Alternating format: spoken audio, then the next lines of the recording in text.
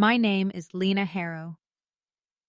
I'm 32 years old, and at my sister's baby shower, she opened a silver envelope and smiled while everyone clapped for the child she had stolen from my marriage. By the end of that afternoon, the cake was still untouched, the blue paper garland had come loose from the fireplace, and my mother was sitting on the floor in her cream dress with one hand over her mouth. My sister Elise kept saying the same 3 words over and over, not loud, not even angry anymore. "That's not fair." She said it like fairness had ever been in the room with us. The baby was asleep in Daniel's arms by then. My husband held him close, one palm behind his tiny head, while the woman who had claimed him as her miracle stood 10 feet away from the DNA letter that had just turned every lie in that house into something with edges. But I need to back up. Because stories like this never start with the envelope. They start years earlier, with one chair left empty at a table. One sister taught to shine, one sister taught to be useful, one mother who could make cruelty sound like concern, and one sentence said over lemon cake when I was 28 that followed me for years. Some women are meant to be mothers, Lena. Some are meant to clap. That was the thing about my family. They never slammed doors when they wanted to hurt you. They opened them for someone else and let you watch. Truth does not have to shout when it has receipts in its hand. If you have ever been asked to smile while someone rewrote your life in front of you, then you will understand why I'm telling this slowly. Comment where you are watching from, because I know there are women in quiet kitchens, parked cars, late-night bedrooms, and break rooms who have swallowed words just to keep peace. And if this story feels familiar, stay with me, because the person who Oak's calm is not always the person who lost. Sometimes she is the only one who counted everything. I was born in Westford, Ohio, in a yellow house on Maple Bend Road, the kind of street where everybody knew which porch light belonged to, which family and which dog would bark at bicycles. Our house had green shutters, a cracked birdbath, and a front room nobody was allowed to sit in unless company came. My mother called it the good room. I called it the room where furniture went to die. My father, Raymond Vale, owned a small insurance office on Court Street between a florist and a barber who still used a spinning red and white pole. My mother, Vivian, taught piano lessons from our dining room 3 afternoons a week, though she did not need the money. She liked the sound of parents thanking her. She liked small children sitting straight because she had asked them to. She liked being obeyed by people who could leave after 30 minutes. Elise was born 2 years before me, and from the first picture in the first album, she was already centered. Pink hospital blanket, white bow. My mother with curled hair and lipstick, smiling like birth had been a formal event she had hosted well. My baby picture was different. I was red-faced and folded in on myself. My mother's hair was pulled back with a clip, and my father looked tired enough to cry. For years, I thought that was just timing. Later, I understood that my mother believed timing was character. Elise arrived on a Tuesday morning after my mother had already packed a bag with matching pajamas and a name card. I arrived during a thunderstorm after 2 false alarms, an emergency drive, and a power outage that made the hospital generators hum all night. My mother told that story so often it became my first family role before I even knew how to speak. Elise was the easy one. Lena made an entrance. She would say it smiling, tapping the rim of her coffee mug with one painted nail. People laughed. I learned to laugh too. That was what you did in my family when a knife came wrapped in ribbon. You admired the bow. Elise had thick, golden brown hair that curled at the ends and eyes that could fill with tears on command. She was not stupid. I need to say that. She was sharp in the way spoiled people can be sharp. She knew when to soften her voice, when to tilt her head, when to let silence make someone else feel cruel. She could forget your birthday and somehow make you apologize for not reminding her with more warmth. I was quiet. Not shy exactly. Quiet. There is a difference. Shy people fear the room. Quiet people study it.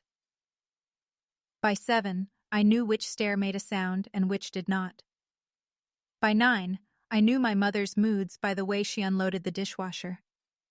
Plates stacked gently meant ordinary. Plates stacked too carefully meant someone had embarrassed her. Silverware tossed meant my father had disappointed her. Silence meant Elise had cried. Elise's tears had gray. Viti. They pulled everyone toward her. Mine did not. When I was 11, Elise forgot to pick me up after my school choir practice. It was February, dark by 5:30, and I waited on the front steps of Oak Ridge Middle School with my backpack between my knees. The music teacher, Mrs. Crane, offered to call home, but I was embarrassed. I said my sister was almost there.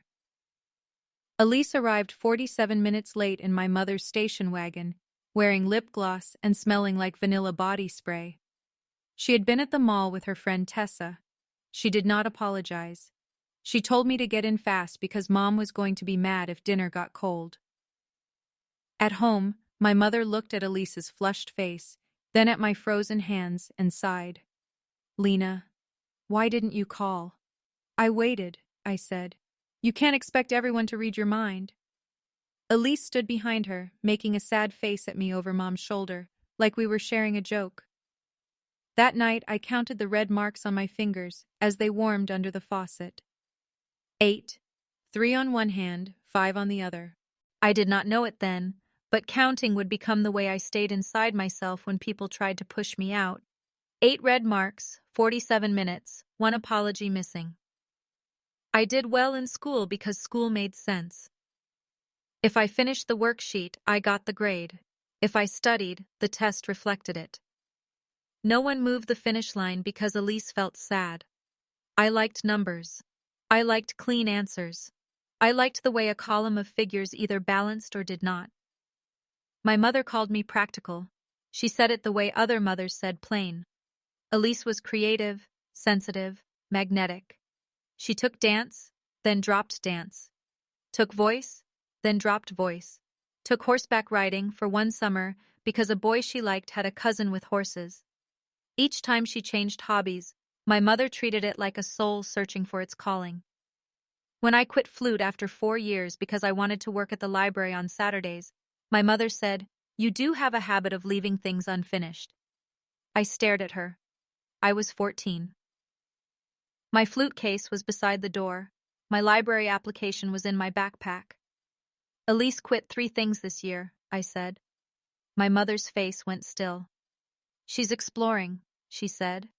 "You're withdrawing." That was how it worked. Elise's choices were journeys. Mine were symptoms. My father saw more than he admitted. I know that now. Back then, he mostly disappeared behind the newspaper or into the garage. He was not a loud man.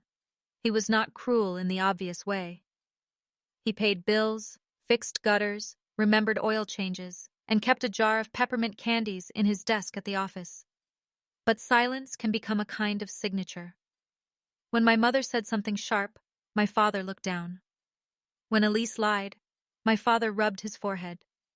When I waited for someone to say, "That is not true," the room developed a sudden interest in napkins, shoes, weather.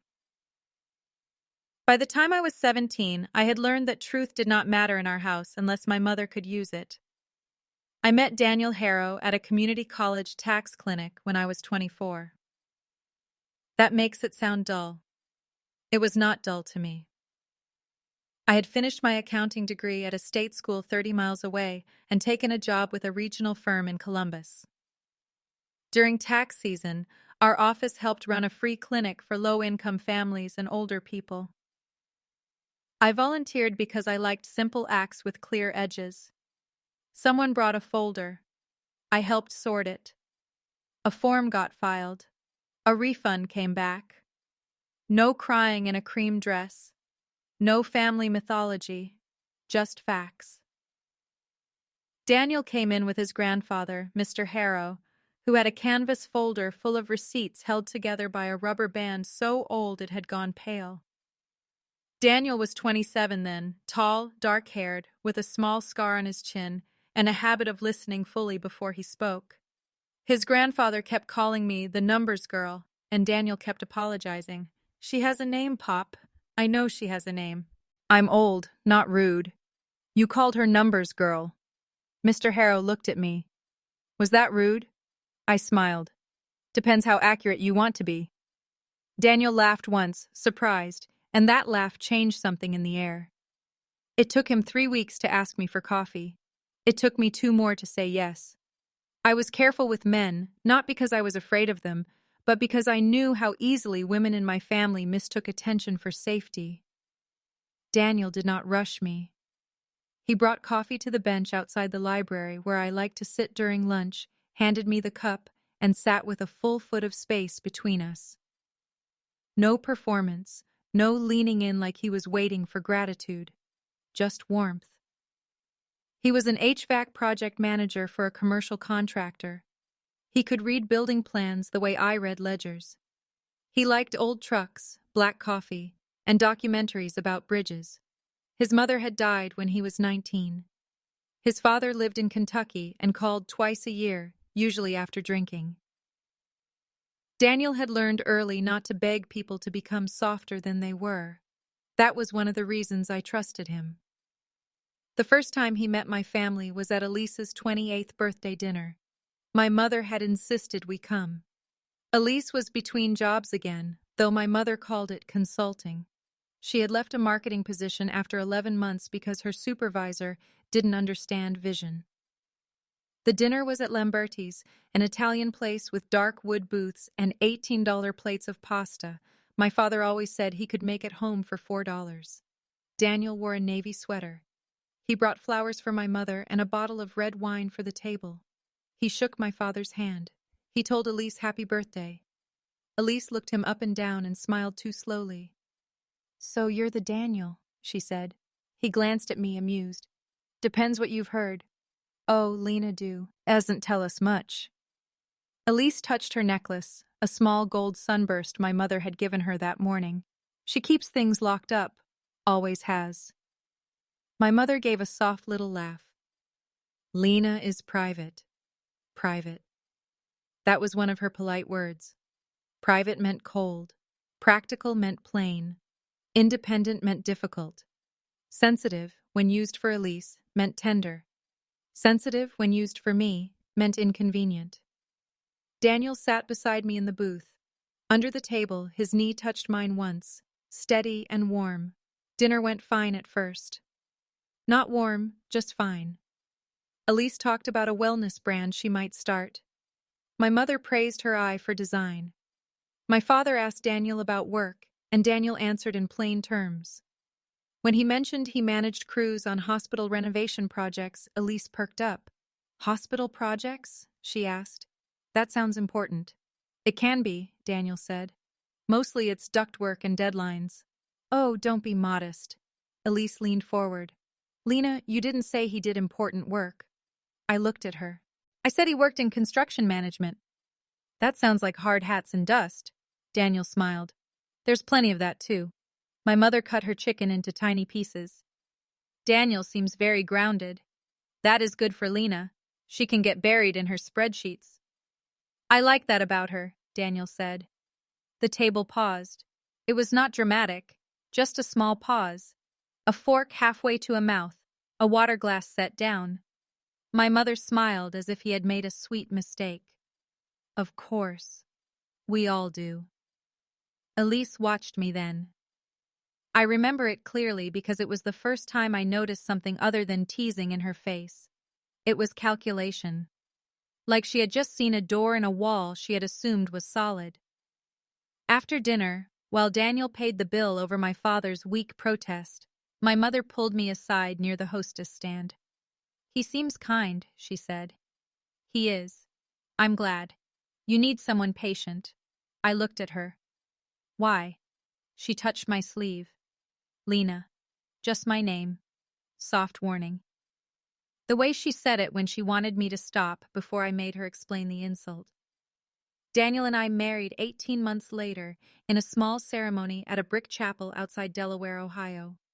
Not because I dreamed of a chapel, because the old courthouse room we wanted was booked, and the chapel had good light and let us bring our own flowers. I wore a simple ivory dress that cost $640 after alterations. I remember the number because my mother asked 3 times whether I was sure I didn't want something with more presents. Elise was my maid of honor because not asking her would have caused a war I did not want near my wedding. She cried during her toast. Real tears? Maybe. Elise had always known how to summon water to higher ground. She stood with a champagne glass in one hand and talked about how different we were, how she was fire and I was stone, how I had finally found someone willing to sit with my silence. People laughed softly. Daniel did not. I felt his hand close around mine under the table. Then Elise lifted her glass and said, "To my little sister, may she always have someone to help her feel." The room clapped. I counted 12 claps before I made myself smile. 12. My mother dabbed under her eye like the toast had moved her. My father looked down at his plate. Daniel leaned close and whispered, "You feel more than anyone in this room." That was the first sentence anyone had ever said to me that made me want to cry from being seen. Marriage did not fix my family. I did not expect it to, but it gave me a home where the rules stayed put. Daniel and I bought a narrow blue house on Alder Street, 22 minutes from my office and 17 from his. The front steps leaned a little. The kitchen cabinets were from the 90s, honey oak and stubborn. There was a maple tree out back that dropped leaves into the gutters every fall like it was being paid by the pound. I loved that house. I loved the secondhand dining table we sanded together in the garage. I loved the chipped mug Daniel refused to throw away because it fit his hand right. I loved knowing that when I bought pears, they would still be there the next day unless one of us ate them. Nothing vanished and became my fault. Nothing was rearranged to make Elise feel better. For 2 years, we were simply happy, not movie happy, better.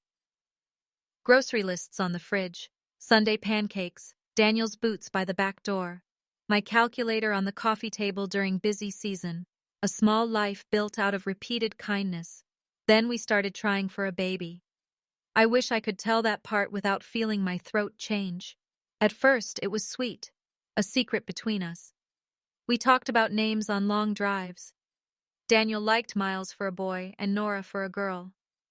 I liked August and June, though Daniel said naming a child after a month felt like giving them a deadline. We laughed then. Month 1 passed, then month 2, then 6, then 12. At first, people asked casually. My mother asked in the way she asked everything, pretending not to care while watching my face. "Any news?" she would say, touching the wine glass I had not yet picked up. "No." "Well, these things happen when they happen." Elise, who was unmarried then and dating a gym owner named Parker, started making comments with a smile. "Maybe your body is too organized," she said once at Thanksgiving. Like, "Sorry, no room for chaos." My mother laughed lightly. "Elise." "What? I'm joking." Daniel's face hardened, but I put my hand on his knee. I did not want a scene. That was my mistake for years. I mistook the absence of a scene for peace. After 15 months, my doctor referred us to a specialist in Columbus. The office had gray carpet, white orchids, and a waiting room full of women pretending not to look at one another. I remember a framed print on the wall of a beach at sunrise. I hated it. It felt too hopeful in a place where hope already costs so much.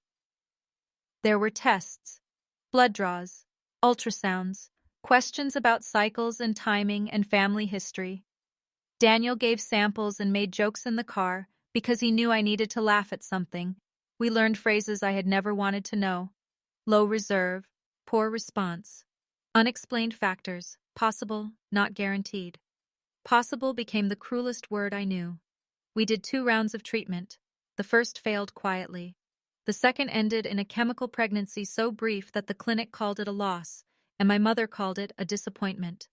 I had told her because I was weak that day, because sometimes even a practical daughter wants a mother. I sat in her kitchen while she arranged lemon slices in a glass pitcher for women from her church committee. The house smelled like furniture polish and sugar. I told her there had been a positive test, then numbers that did not rise, then bleeding. My mother paused with one lemon slice between her fingers. "Oh, Lena," she said. For 1 second, I thought she might come around the counter and hold me. Then she put the lemon into the pitcher. "Maybe this is your body's way of telling you not to force what isn't meant." The room went very sharp. I remember the hum of the refrigerator, the light on the tile, the little sting where I had picked at my cuticle until it bled. "What does that mean?" I asked. My mother sighed, not annoyed. Worse. Patient. "Some women are meant to be mothers, Lena. Some are meant to clap." There it was.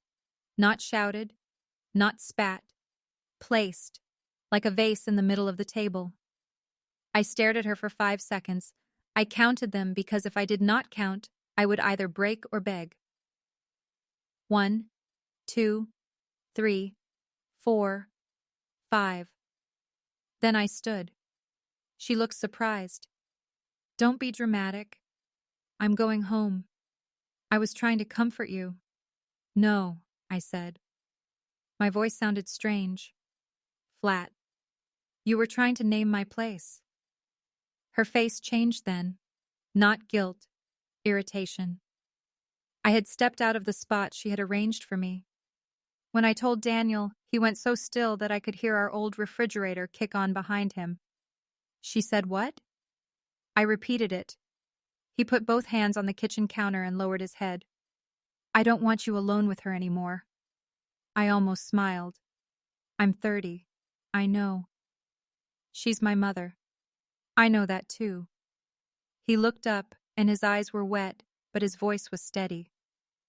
"Lena, people can be family and still be unsafe." I did not answer because part of me hated how badly I needed someone to say it. If you are listening to this and your stomach tightened at that sentence, comment the word letter. Not because the letter has arrived yet, because sometimes the thing that saves you starts as one folded piece of truth no one else believes is coming. Stay with me, because my mother thought she had written my role in ink. She forgot, ink can be tested. After that, I pulled back. Not fully.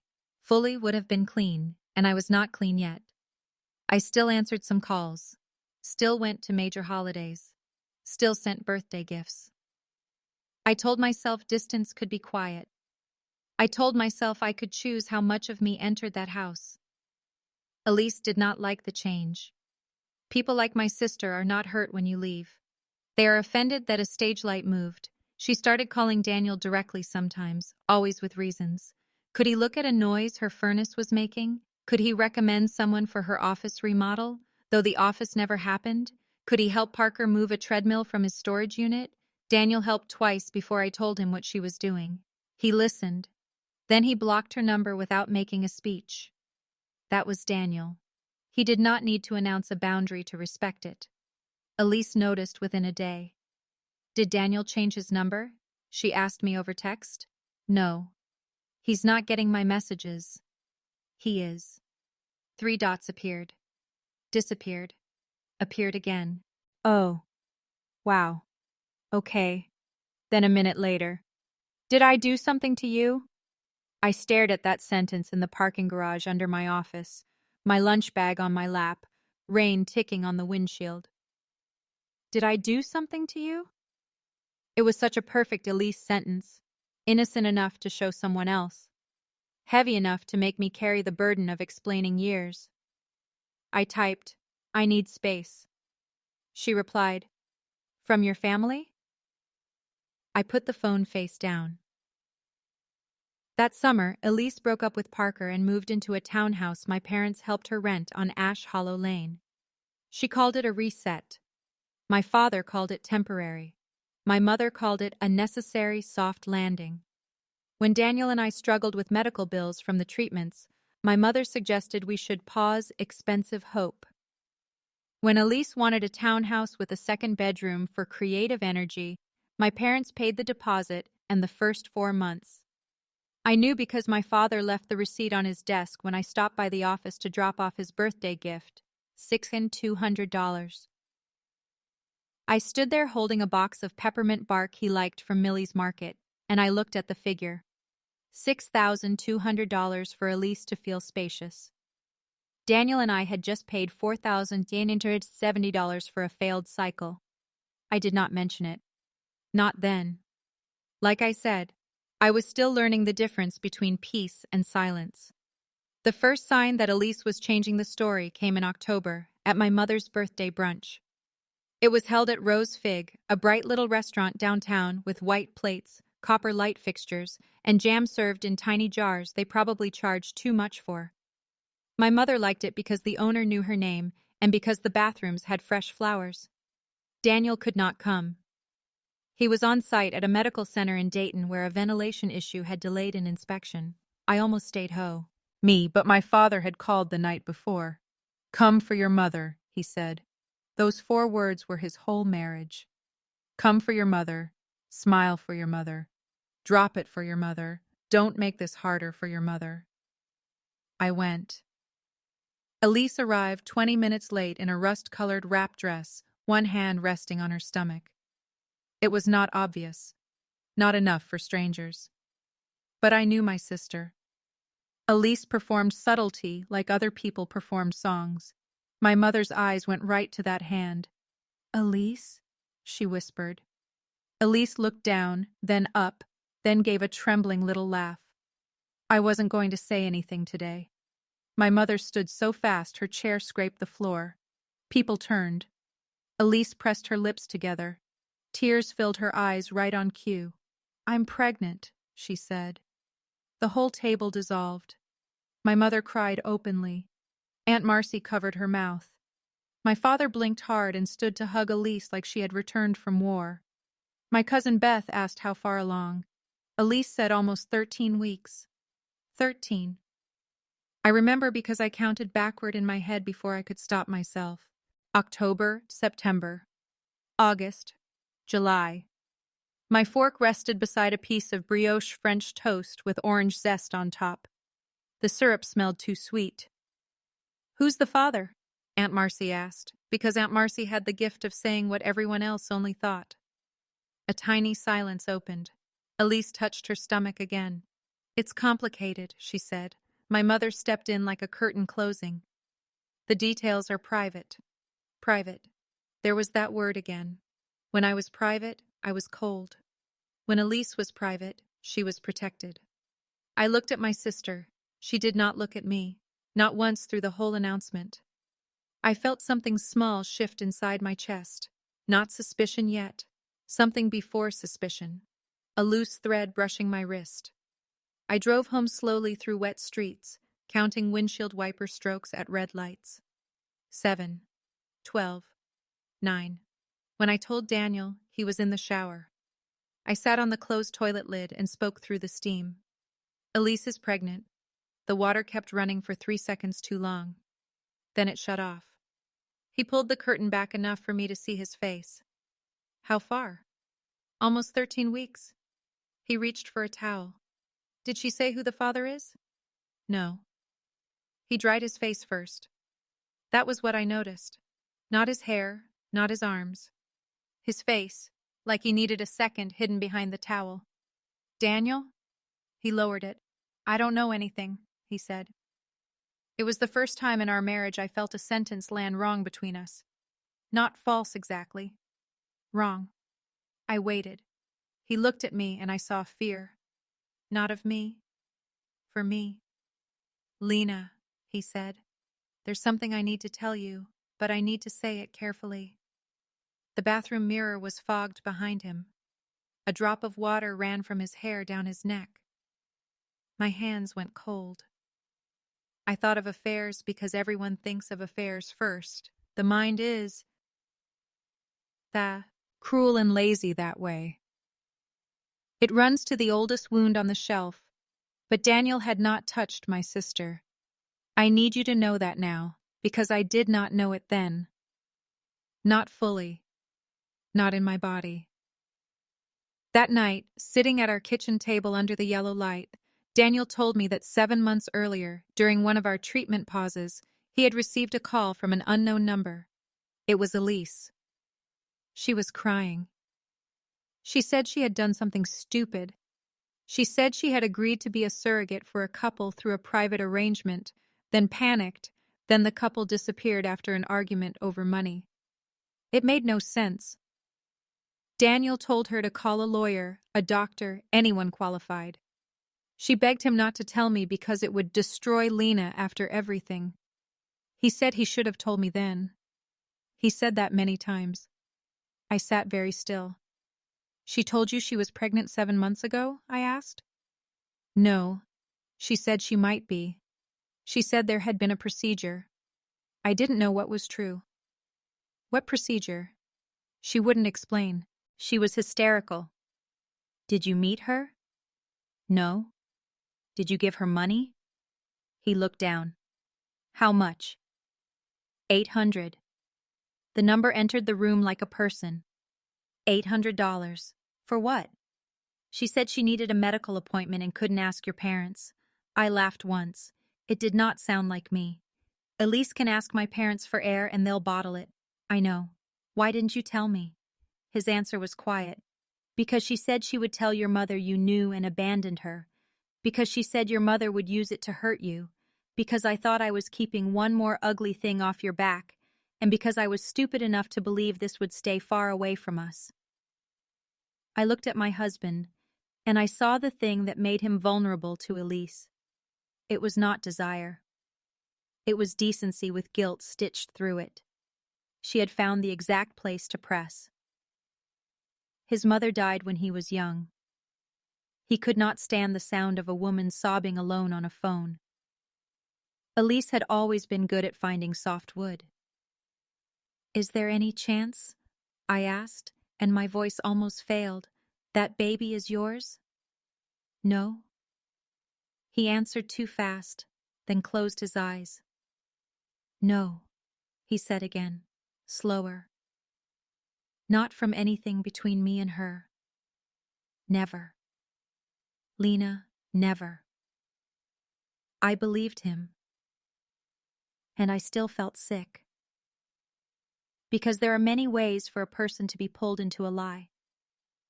Some leave fingerprints. Some leave signatures. Some leave nothing but a phone record and a spouse trying to protect you in the wrong direction. We talked until 2:14 in the morning. I know because I looked at the stove clock when Daniel finally put his head in his hands and said, I am so sorry. I counted the green digits. 2, 1, 4. In the days after, more details came out in pieces. Daniel had paid the $800 through a money transfer app. Elise had labeled the request, Clin. She had sent him one blurry photo of what looked like a medical waiting room and then nothing for weeks. When he followed up, she said she was fine and told him to forget it. Later, she sent one message saying, Please don't tell Lena. I can't be responsible for what this would do to her. I read that sentence over and over. I can't be responsible. Elise's whole life in 4 words. Daniel offered to show me everything. His phone, bank records, email. I looked because trust does not mean refusing evidence. It means evidence has somewhere honest to land. There was no affair. There was, however, a door. And Elise had opened it months before any of us understood what room it led to. I asked Daniel to call her in front of me. He did. She did not answer. He sent one text. We need to talk. Lena knows about the money. 6 minutes passed. Then my phone rang. Not his. Mine. I let it ring twice before answering. Elise was breathing hard. Why are you interrogating my life? I sat at the dining table. Daniel sat across from me, pale and still. You called my husband for money in secrecy, I said. That makes it part of my life. You don't understand what I was going through. Then explain it. I don't owe you my trauma. There it was. Another perfect sentence, strong enough to sound righteous, empty enough to hide in. Elise, I said, are you pregnant? She gave a wet laugh. Wow. Are you? You heard me at brunch. Who is the father? Silence. Then softer. You would love that, wouldn't you? What? To make this ugly. To drag me down because for once I have something you don't. I looked at Daniel. His jaw tightened. For once? I said. She exhaled sharply. You know what I mean. No. Say it. Another pause. Then her voice changed. Colder. Some women are meant to be mothers, Lena. Some are meant to clap. I closed my eyes. Not because it hurt more the second time, because it confirmed that my mother's cruelty had become family property. Passed down, polished, used. Daniel reached across the table, but I shook my head once. Elise, I said, do not call my husband again. She laughed. Trust me, Lena, I won't need to. Then she hung up. I should have gone no contact that day. A healthier woman might have. A woman with cleaner scars. But I was still tangled in a lifetime of being trained to wait for the next fact, the next explanation, the next version where maybe I had misunderstood. Instead, I watched. That is something quiet daughters know how to do. Elise's pregnancy became my mother's favorite project. There were weekly posts on social media with close-cropped pictures of Elise's hands around mugs, Elise's shoes beside tiny booties, Elise laughing under a tree with one palm under her stomach. My mother wrote captions like, "Our miracle is on the way," and 3 generations of love growing stronger. 3 generations. I was not yet in any of them. My father built a crib in Elise's second bedroom. My mother ordered a rocking chair from a boutique in Cleveland that cost $1,450 before shipping. I knew because she told me, then added, it's an investment piece. When Daniel and I had priced nursery furniture during our hopeful months, she had sent me a link to a used crib on Marketplace and said, babies don't know the difference. I did not respond to the posts. I did not attend the early planning dinners. I sent one neutral text after the announcement. I hope you and the baby are healthy. Elise replied with a heart emoji. My mother called the next day. That was very cold. What was? Your message to your sister. It said I hoped they were healthy. Exactly. Healthy. Like you're speaking to a coworker. What did you want me to say? My mother sighed into the phone. I could picture her at the kitchen island, one arm folded, the other hand holding the phone away from her cheek so her makeup would not smudge. I want you to rise above your disappointment. There were so many wrong words in that sentence that I could not choose one to answer. My disappointment. As if Elise's pregnancy was something I had failed to applaud with enough elegance. Mom, I said. Elise involved Daniel in something months ago and lied about it. She was scared. You knew? A pause. Small, but there. I knew she had reached out. To my husband. She needed help. She has parents. She didn't want judgment. She wanted secrecy. My mother's voice cooled. Lena, not every private decision is an attack on you. No.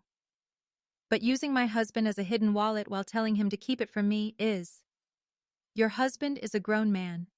If you have an issue with Daniel, take it up with Daniel. I almost admired the turn. Almost. My mother could redirect blame the way some people parallel park. Smooth. Practiced. No wasted movement. I have talked to Daniel, I said. Good.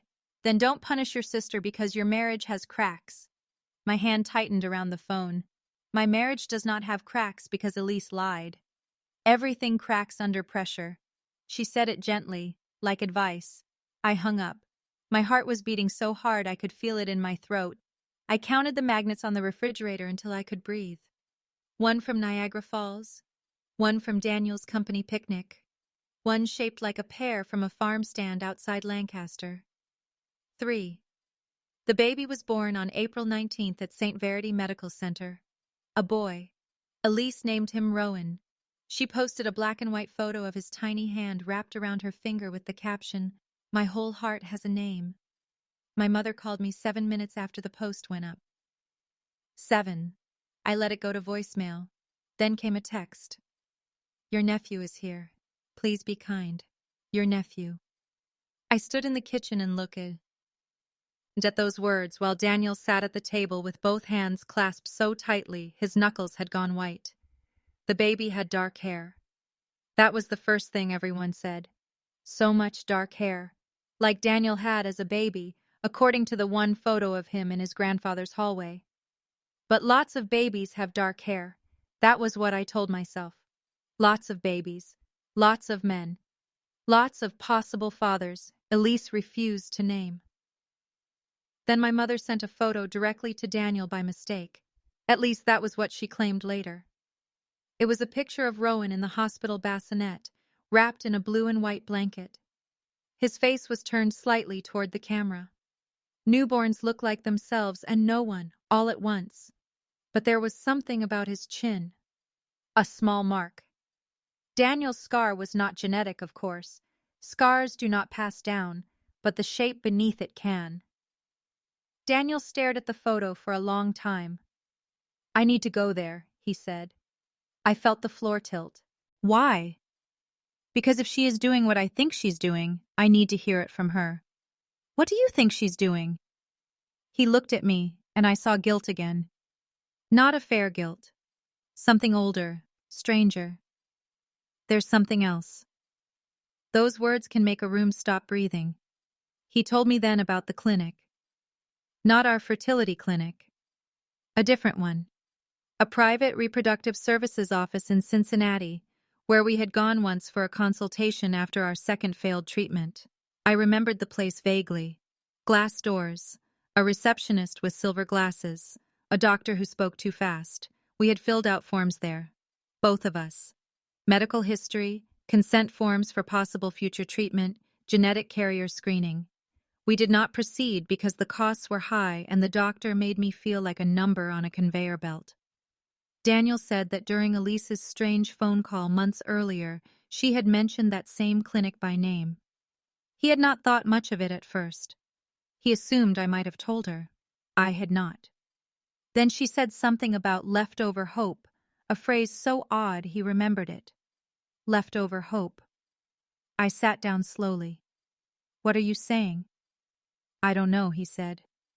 I don't know enough to say anything. But he did. And so did I. Because one of the forms we had signed at that clinic involved sample storage for testing. Temporary. Routine, they said. Nothing would be used without explicit consent, they said. We had received a bill later for processing, then a notice that our account was closed when we chose not to move forward. I had thrown the notice into a file box in the office closet. At 9:32 that night, I pulled it out. Cincinnati Reproductive Partners. Account closed. No embryos created, no active storage. That should have comforted me. It did not. Because documents tell you what should have happened. People tell you what could have. Daniel drove to St. Verity the next morning. I did not go. I told him I could not stand in a hospital hallway while my mother turned my pain into poor manners.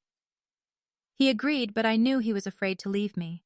Before he went, he knelt in front of where I sat on the edge of our bed. I have never touched your sister, he said. I need you to hear that before anything else happens. I do. And if that baby is connected to me in any way, I did not consent to it. The sentence was so strange and terrible that for a second I could not absorb it. Consent. Not the kind people whispered about after parties. Not the kind that shows up in crime shows. A different kind. A signature kind. A medical kind. A hidden kind. I know, I said. He pressed his forehead against my knee. I am so sorry I didn't tell you about the call.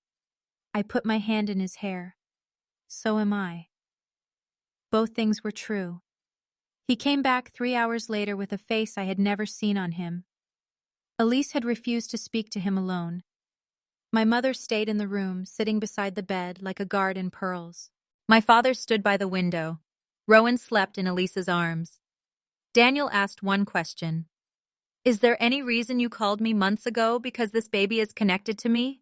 Elise cried. My mother told him to leave. Daniel did not. He asked again.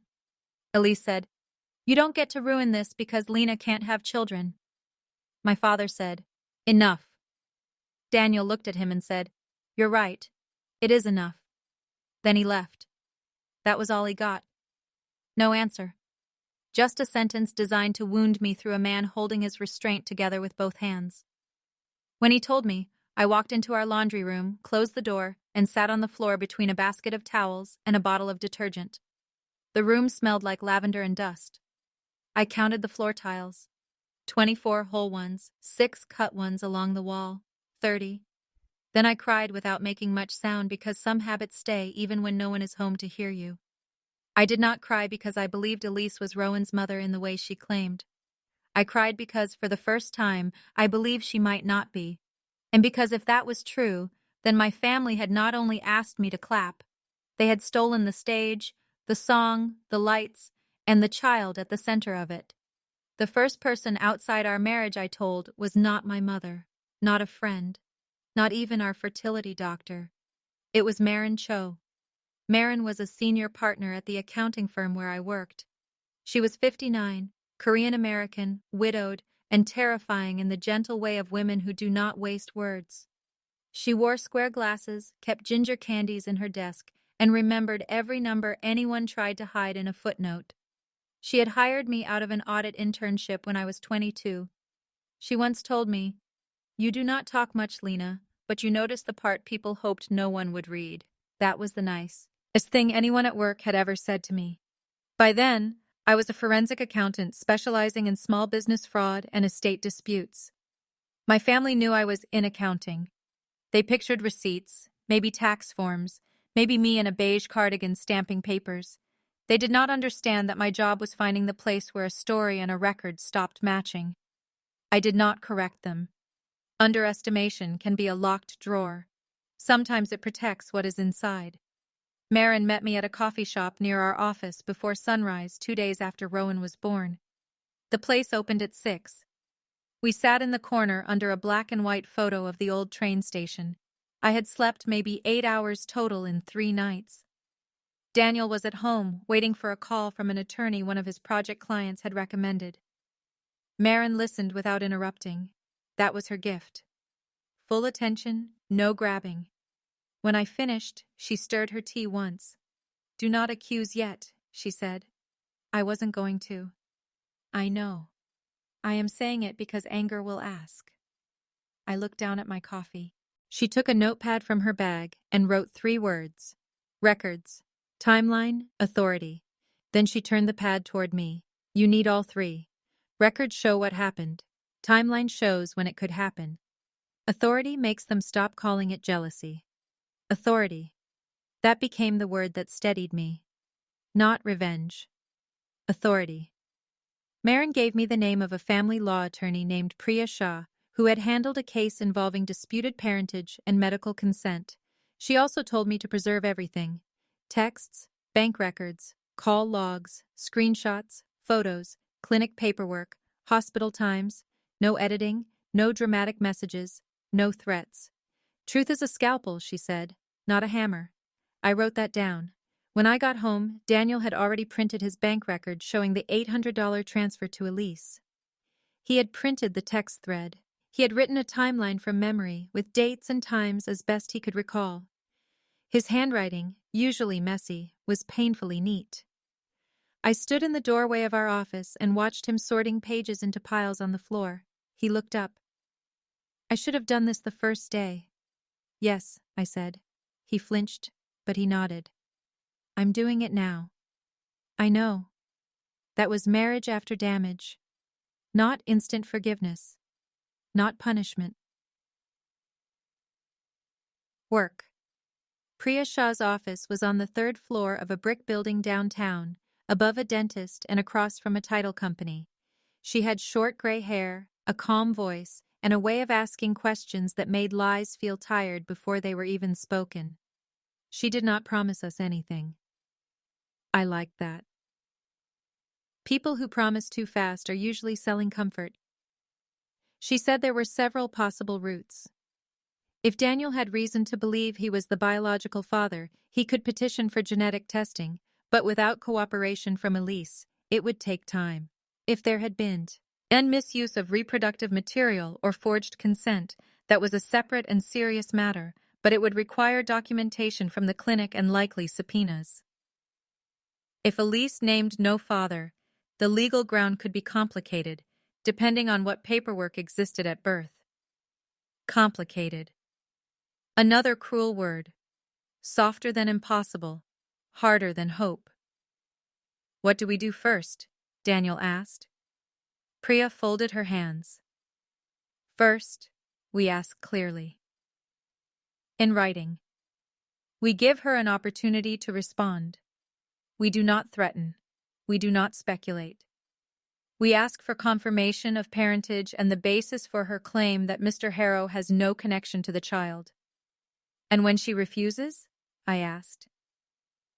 Priya looked at me. Then refusal becomes part of the record. The record. I slept that night for 5 straight hours. It was not peace, but it was a floor. Daniel sent the letter through Priya's office 3 days later. Elise did not respond. My mother did. Not to Priya, to me. She sent a text at 10:08 p.m. How dare you bring lawyers near a newborn? I looked at it in bed, the blue light making my hand look pale. I typed nothing. A minute later, another. Your jealousy has gone too far. Then another. If you loved your sister at all, you would let her have this happiness. Daniel read them over my shoulder. His breathing changed. Don't answer, he said. I won't. Then my phone rang. Mom. I watched the screen until it stopped. Then Elise called.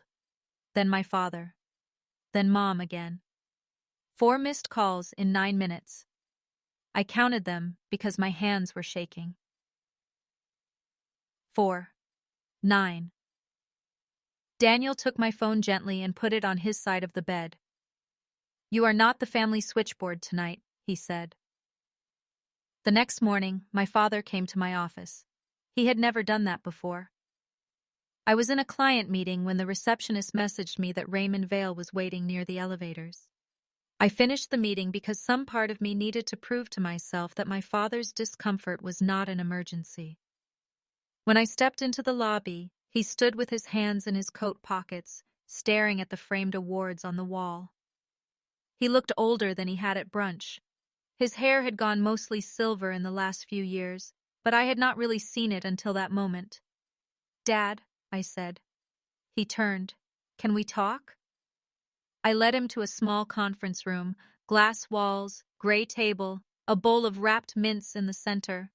He sat across from me, not at the head. That meant something, maybe. Your mother is upset, he said. I almost laughed. Is that why you came? She thinks this lawyer thing is cruel.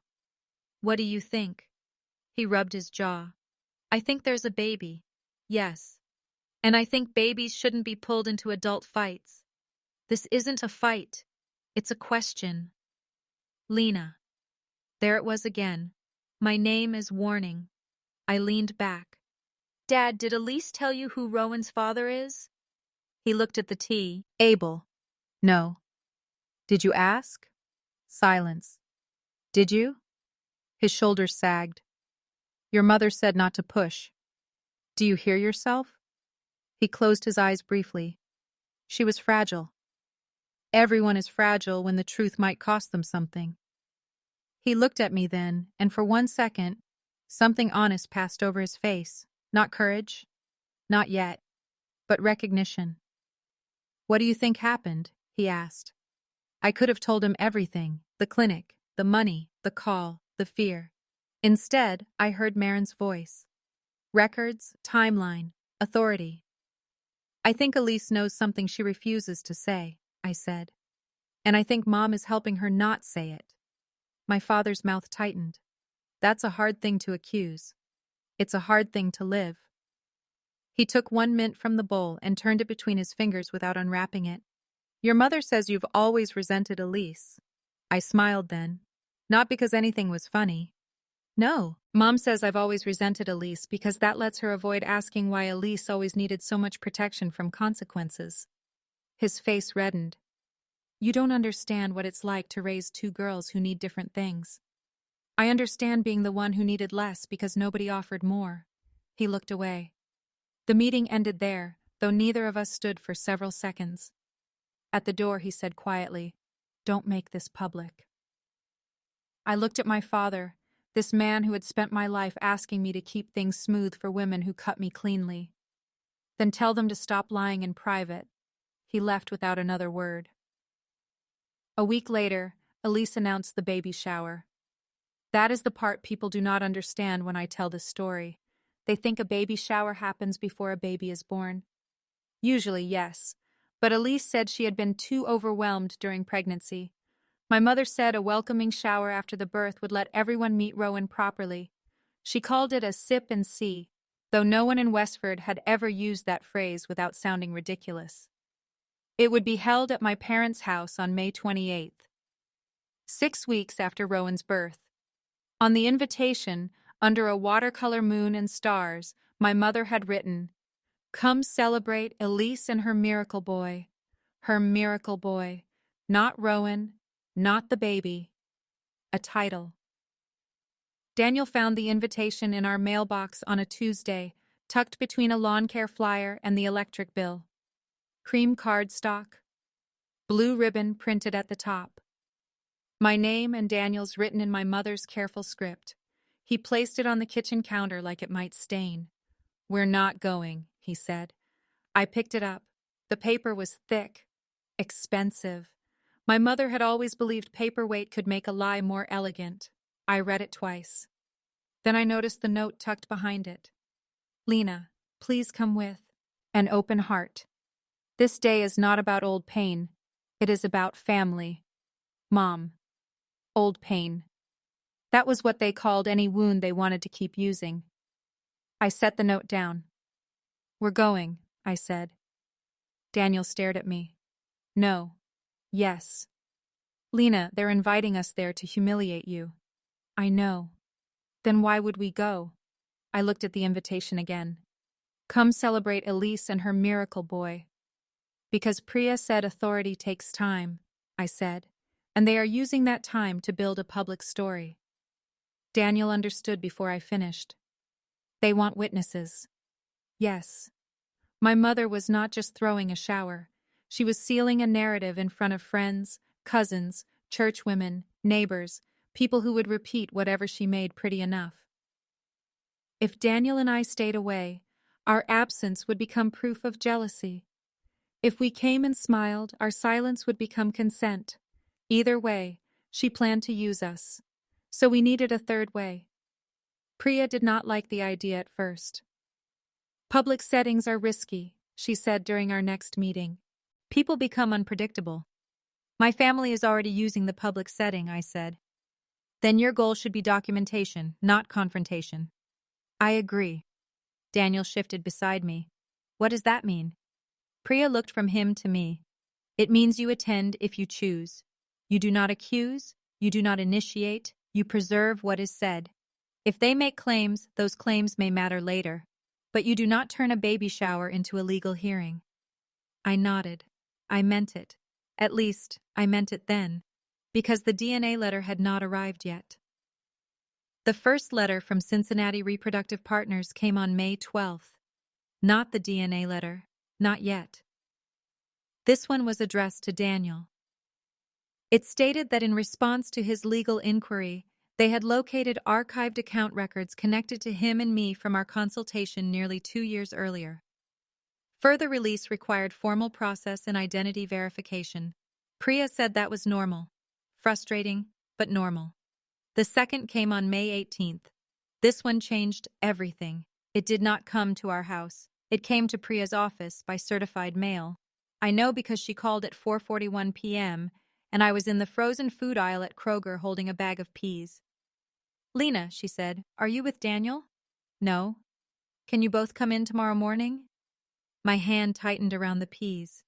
What happened? "I don't want to discuss details over the phone." "Priya." A pause. We received partial records from the clinic. There appears to be a consent form authorizing transfer of stored genetic material. The freezer hummed in front of me. I stared at a row of boxed waffles. What genetic material? The form names Daniel. I did not move. Someone pushed a cart behind me. A child asked for popsicles. The world kept doing normal things, which felt offensive. Did he sign it? That is one of the issues, P. Ria said carefully. I understood. A signature. A forged document exposed. Not fully. Not yet. But enough. I put the peas back in the freezer because my hands were too numb to hold them. That night, Daniel sat on the edge of the bathtub and vomited. Not from guilt, from violation. I sat on the floor beside him, one hand on his back, and felt a kind of anger so cold it almost made me calm. There are betrayals that burn, and there are betrayals that freeze. This one froze. The next morning, Priya showed us the copy. Daniel's name was printed. The form authorized release and use of genetic material for an assisted reproduction procedure. The recipient name was redacted in the copy pending further process, but not well enough. Someone had missed one line near the bottom, where Elise's full legal name appeared in a reference field. Elise Marie Vale. The signature under Daniel's name looked close enough to fool someone who had never watched him sign a birthday card, a mortgage paper, a receipt. But I knew his hand. Daniel's D had a narrow loop. This D was wide and careful. Too careful. He stared at it. That's not mine. Priya nodded. I believe you. He looked sick. How could this happen? That is a question for the clinic, and possibly for others. Others, I said. Priya met my eyes. Do you know whether your sister had access to documents with Daniel's signature? My mind went very quiet. Our wedding guest book. Christmas cards. A copy of a contractor recommendation Daniel had written for my father's office renovation. The family cabin rental form from 2 summers earlier. Yes. Elise could have seen his signature. So could my mother. Maybe, I said. Priya slid another paper across the table. This is not DNA confirmation, not yet. But it gives us grounds to request emergency genetic testing and preservation of records. Emergency. Another word that sounded too large for a conference room. Daniel put his hand over mine. His palm was cold. What if she used my genetic material? He asked. Priya's face softened, just slightly. Then we deal with that with the seriousness it deserves. And Lena? He asked. Priya looked at me. I knew what he was asking. If they used his material, then the child could be biologically his, but not mine, not from my body, not from our shared embryo, not from the life we had tried to make together, a child made out of theft and longing, and someone else's hunger to be chosen. Where did that leave me? Priya did not pretend to answer. Lena gets to decide what she can carry, she said. That was the first mercy anyone had offered me. Not a solution, a choice. The court process moved faster after that, though fast is a strange word when every hour has teeth. Priya filed. The clinic was ordered to preserve and produce records. Daniel provided a DNA sample. Elise was served with notice of a petition for genetic testing. My mother called it an attack. Elise called it harassment. My father called once and said nothing for 11 seconds after I answered. I counted. 11. Then he whispered, "Is there a forged signature?" I closed my eyes. Yes. He exhaled like someone had opened a window in winter. Your mother says it's a misunderstanding. What do you say? He did not answer. Of course he did not. On May 25th, 3 days before the shower, Priya called again. The lab has preliminary parentage results, she said. Daniel gripped the steering wheel. We were parked outside her office because she had asked us to come immediately. Rain streaked the windshield. And? Daniel is the biological father. The car became soundless, not quiet. Soundless. Daniel did not move. I watched his face lose color in stages. First his mouth, then his cheeks, then the skin around his eyes. I heard myself ask, "Are they sure?" "Yes." The word entered me like a clean blade. Daniel is the biological father. There are sentences that divide your life into before and after. That was one. I looked at my husband, and I did not see betrayal. I saw a man whose body had been used without his knowing, whose kindness had been turned into a cover, whose private grief with his wife had been mined by my sister for her own stage. He pressed his hand to his chest. "I can't breathe." I unbuckled my seatbelt and turned toward him. "Look at me." He did not. "Daniel, look at me." His eyes found mine. I counted for him because he could not. "In for 4. He breathed in. 1, 2, 3, 4. Out for 6. He breathed out, shaking. 1, 2, 3, 4, 5, 6. We did that 5 times in the rain. Then we went inside and read the letter. The DNA letter was 3 pages, printed on white paper with the lab's name at the top. It did not care about my mother's captions. It did not care about Elise's tears. It did not care that I had cried on a laundry room floor, or that Daniel had trusted the wrong plea for secrecy. It stated probability. It stated conclusion. It stated father. Priya made copies. 1 for court, 1 for Daniel, 1 for me. She placed mine in a plain silver-gray envelope because that was what she had in her desk drawer. Later, people would think the silver envelope was dramatic. It was not. It was office supply, a leftover from holiday cards. That almost made it worse. So much of the truth arrives in ordinary packaging. "Do we still go Saturday?" Daniel asked. Priya looked at me. I looked at the envelope. My sister's shower was in 3 days. My mother had invited half the town to celebrate a miracle built on a forged signature and stolen genetic material. They had planned to put Daniel and me in that room as proof that we accepted our places. Some women are meant to be mothers, some are meant to clap. I slid the DNA letter back into the envelope. "Yes," I said. "We go." For the next 3 days, our house became very quiet, not empty quiet. Not peaceful quiet. The kind of quiet that happens when 2 people are carrying the same glass bowl across a room and neither one wants to be the person who drops it.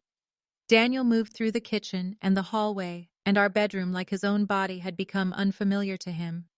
He took showers that were too long. He checked locks twice. He opened his phone, stared at nothing, then set it down. At night, he slept in short pieces, 1 hour here, 40 minutes there, and woke with his hand already reaching for me. I did not push him away. I was angry. Of course I was angry. But anger is not always a door closing. Sometimes it is a lamp turned on over a table where hard things have to be sorted. I was angry that he had kept Elisa's phone call from me. I was angry that his silence had given my sister a shadow to hide inside. I was angry that even when he meant to protect me, he had made a decision for me, and women like my mother had spent my whole life making decisions about what truth I could handle. But I was not angry in the way Elise wanted me to be. That mattered.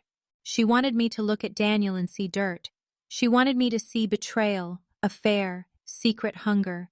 She wanted our marriage to split cleanly so she could stand there with Rowan and say, "See, I was the real victim." Lena was too brittle to love anyone. I knew my sister. She never only wanted the thing she took. She wanted the story around it too. Daniel and I sat at our dining table on Thursday night with the silver envelope between us. We had eaten half a pizza from Caruso's because neither of us had the strength to cook. The crust was cold by the time we remembered it. "I don't know how to stand in that room," he said. His voice had gone rough from not sleeping. "You stand beside me," I said. "I mean near him." The word him softened everything. Rowan. The baby. The child who had not asked to be born in the middle of a fraud. Daniel stared at the envelope. "I keep thinking I should feel one clean thing, but I don't. I feel sick, and scared, and protective, and angry, and then guilty for feeling protective because of what it does to you. I looked at his hands, large hands, work hands. The left one still had a small scar across the knuckle from when he slipped with a wrench fixing our back gate. "What it does to me is mine," I said. He looked up. I had not planned that sentence. It came out simple because simple was all I had left. "You don't have to feel less because I am hurt," I said. "You don't have to pretend that a baby is nothing because Elise made him evidence." His face broke then. Not loudly. Daniel rarely broke loudly. His mouth tightened first, and then his eyes filled. "I hate that he's evidence," he whispered. "So do I. He might be my son. Yes. And he might never know anything except everyone fighting over him." "No," I said. The word came sharper than I meant. Daniel blinked. I took a breath. "No," I said again, softer. "That is the one thing we can control. We do not fight over him like property. We fight for the record, for his safety, for the truth, not possession." He wiped both hands over his face. "What if the truth gives me responsibility I don't know how to carry?" "Then we learn." He gave a bitter little laugh. "Just like that? No. Not just like that. Like everything else. Badly at first. Then better." For a second, there was almost a smile. Almost. That night, I opened the old file box again, the one from our fertility years. I had shoved it into the office closet behind extra printer paper and a plastic bin of Christmas ribbons. It smelled faintly of dust and cardboard. Inside were folders I had once labeled with hope because organization had been the only form of control I had.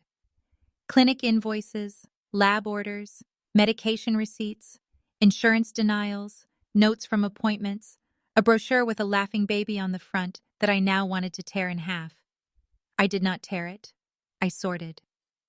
That was what I knew how to do. Daniel sat on the floor with me, his back against the bookcase. At first he tried to help, but his hands shook every time he touched a clinic page, so I gave him the easier job of writing dates on sticky notes. Consultation. March 3rd. Blood work. March 9th. Daniel sample. March 10th. Account closure notice. April 2nd. No embryos created. April 2nd. Storage closed. April 2nd. Elise's strange call. September 14th. Money transfer. September 14th. Pregnancy announcement. October 11th. Rowan born. April 19th. DNA results. May 25th. The timeline stretched across the floor in yellow paper squares. I looked at it until the room blurred. Somewhere between March and September, someone had crossed a line that no one decent even walks near. Someone had accessed, copied, forged, requested, lied, and walked out into daylight believing they had done something clever enough to survive. That belief was the part I could not stop circling. Elise had not acted like a desperate woman making one terrible choice. She had decorated. She had posted captions. She had accepted a rocking chair.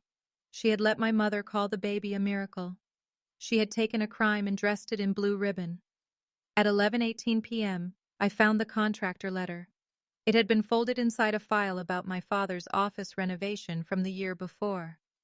Daniel had helped him review estimates because one contractor had overcharged for duct replacement.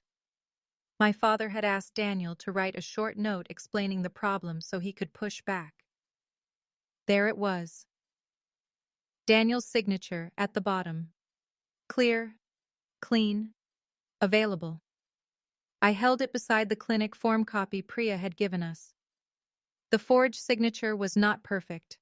It did not have Daniel's ease, but it had shape. It had practice. Whoever copied it had looked at a real example. Daniel saw what I saw. "That letter was in your father's office," he said. "Yes. And your mother could have had it." "Yes. Elise, too." "Yes."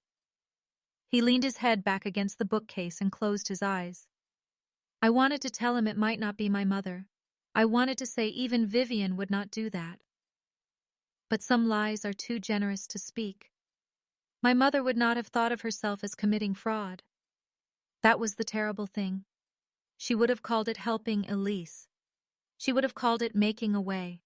She would have called it fixing what life had unfairly denied her favorite daughter. And if I was harmed in the process, then she would have called that unfortunate. People like Vivian Vale do not break rules. They redefine the room until the rule was never meant to include them. On Friday morning, Marin asked me to come into her office. I had tried to work that week, which was absurd. I reviewed expense trails and vendor payments while my own life sat in a silver envelope in my bag. At one point, I stared at a client's duplicate invoice for 12 straight minutes before realizing I had not read a word. Marin did not ask if I was okay. She knew better. She closed her office door and placed a small digital recorder on her desk.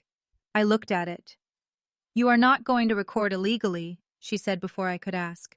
"I know. Ohio is one-party consent, but that does not mean you should be careless. Ask Priya what she wants. Follow that. Do not improvise because emotion tells you to." I nodded. She slid a folder toward me. "This is not legal advice. It is a checklist mindset.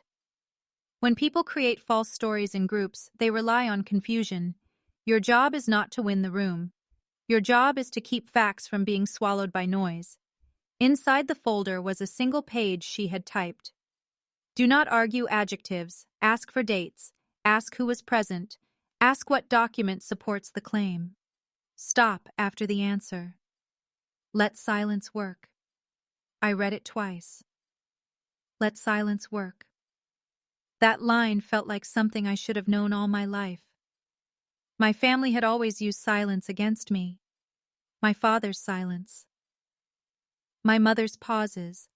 Elise's trembling quiet before tears. But there was another kind of silence, one that did not hide, one that waited, one that made a liar fill the air. "Marin," I said, "what if I freeze?" "You count," she said. I smiled faintly despite everything. She knew. "Count what?" "Anything. Buttons, seconds, forks, the number of times your mother changes the subject. Counting keeps you in the room." I looked down at the paper. "Do you think I'm wrong to go?"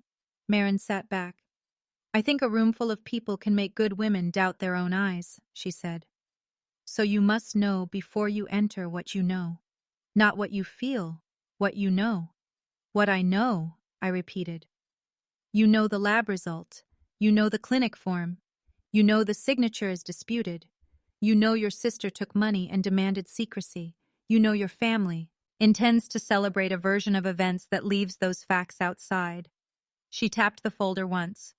"That is enough to stand on." The day before the shower, Priya called us in to sign more paperwork. The petition had been updated. The court would continue handling parentage and records.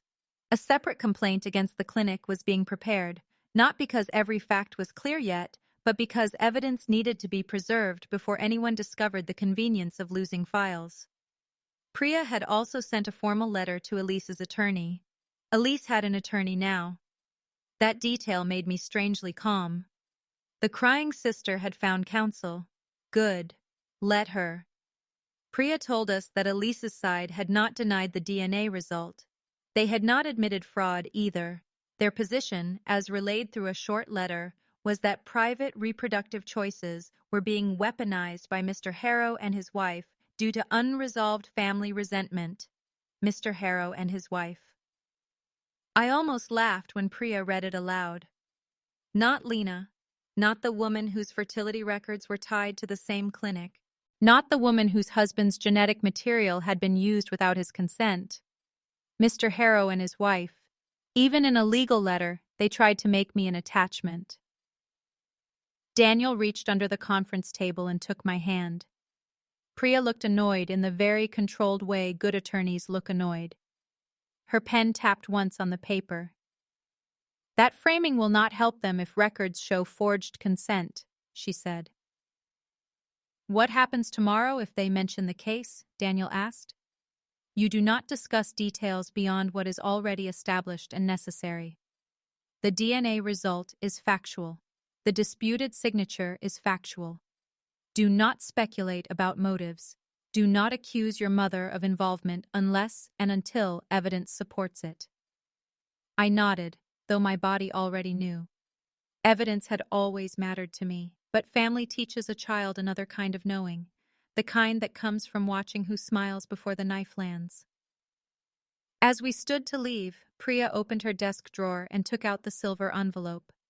"I made a clean copy," she said, "in case you need it." Daniel did not touch it. I did. The paper felt heavier than 3 pages should feel.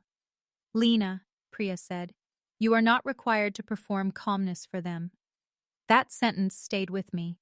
I had performed calmness for my family for so long that I had mistaken it for my actual skin. "Then what am I supposed to do?" I asked. "Be clear. Clear. Not nice. Not cold. Not dramatic. Clear." On Saturday morning, I woke at 5:23 without an alarm.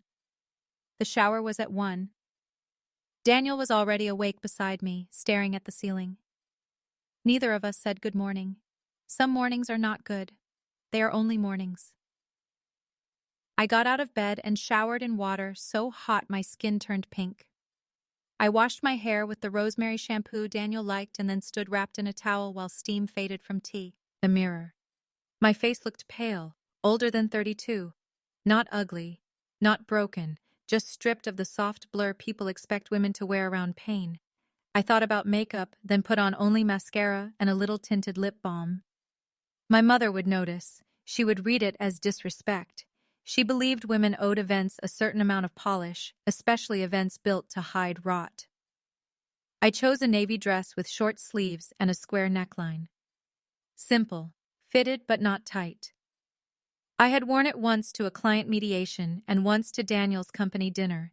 It made me feel like myself. I put the silver envelope in a flat black bag with my phone, keys, and a pack of tissues I did not plan to use. Daniel wore gray slacks and a white shirt. He tried 3 times to button the cuffs and failed once on the left. I stepped in and did it for him. His eyes stayed on my hands. "I need to say something before we go," he said. "Okay. If, after today, you decide this is too much and you need to leave me, I won't fight you." I looked up sharply. He swallowed. "I don't want that. God, Lena, I don't want that. But I need you to know I understand that my mistake with Elise's call opened part of this. Not the fraud, not what they did, but the secrecy. I let her put one secret between us, and she built a house on it." The cuff button slipped through the hole. One done. I held his wrist for a moment. "I don't know everything I'll need after today," I said. "But I know I am not leaving you in the driveway so my sister can call that justice." His face twisted. "That's not a yes forever." "No." He nodded slowly. "But it is a yes for today," I said. He closed his eyes. "For today is enough." We did not eat breakfast. Daniel made coffee, but it sat on the counter cooling in 2 mugs. At 10:12, Priya called to confirm she had received notice that Elise and her attorney were aware of the DNA results and the pending court matter. That mattered because if Elise performed ignorance in front of guests, it would be performance, not shock. At 10:40, Marin texted me, "Stand on what you know." I stared at the message until the words settled somewhere below my ribs. At 11:06, my mother texted, "Please remember today is about love." I showed Daniel. He made a sound like a laugh with no air in it. I typed back one word, "Understood." Not because I agreed, because I did understand. Today was about love. The question was whose version? My parents' house looked almost pretty when we arrived at 12:46. That annoyed me. The maple trees along the street were full and green. Someone had tied pale blue balloons to the mailbox. The porch rail had been wrapped in white tulle, and a wooden sign leaned near the front steps. "Welcome, baby Rowan." My mother had rented extra chairs.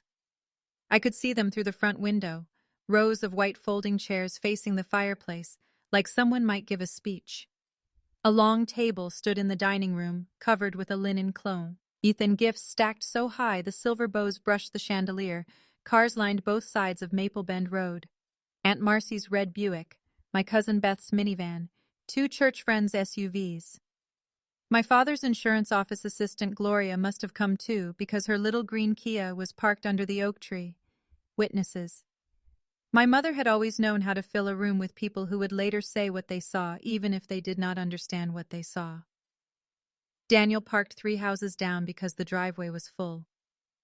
Before we got out, he turned to me. If I look at him and lose it, you won't. You don't know that. I know you. He breathed in through his nose. I counted 6 blue balloons at the mailbox. One had twisted around so the white ribbon looked like a noose. I hated that my mind saw it. I looked away. Daniel came around to my side of the car, not because I needed help, but because he needed the movement. We walked together up the sidewalk. His hand brushed mine once. I took it. The front door opened before we reached the steps. My mother stood there in a cream dress. Of course she did. Cream, not white. She knew better than to look bridal at a baby shower, but close enough to innocence. Her hair was pinned low, pearls at her ears, lipstick soft rose. She looked beautiful in the way cold rooms can look beautiful when the light hits polished surfaces. Lena, she said. Then, after a pause just long enough to be measured, Daniel. Vivian, Daniel said. Not Mom, not Mrs. Vale. Vivian. Her eyes flicked. Good. She stepped forward as if to hug me. I did not move into it. She ended up touching my upper arms with both hands, a gesture that looked affectionate from inside the house and controlling from where I stood. I'm glad you came, she said. I said I would. Her fingers tightened slightly. We're keeping today gentle. I looked at her hands, then at her face. Then be gentle. Her smile thinned. Behind her, laughter rose from the living room. Elise's voice floated over it, bright and soft. My stomach tightened so hard I almost bent forward. Daniel felt it. His thumb pressed once against mine. My mother stepped aside. The house smelled like sugar roses and the lemon furniture polish she used before company came. The good room was no longer dead furniture and dust. It had become a set. Blue garland draped the mantel. White hydrangeas filled vases on both side tables. A tiered stand held tiny sandwiches with crusts cut off.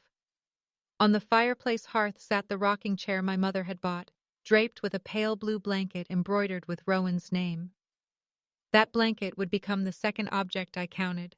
ROWBUA. 5 letters.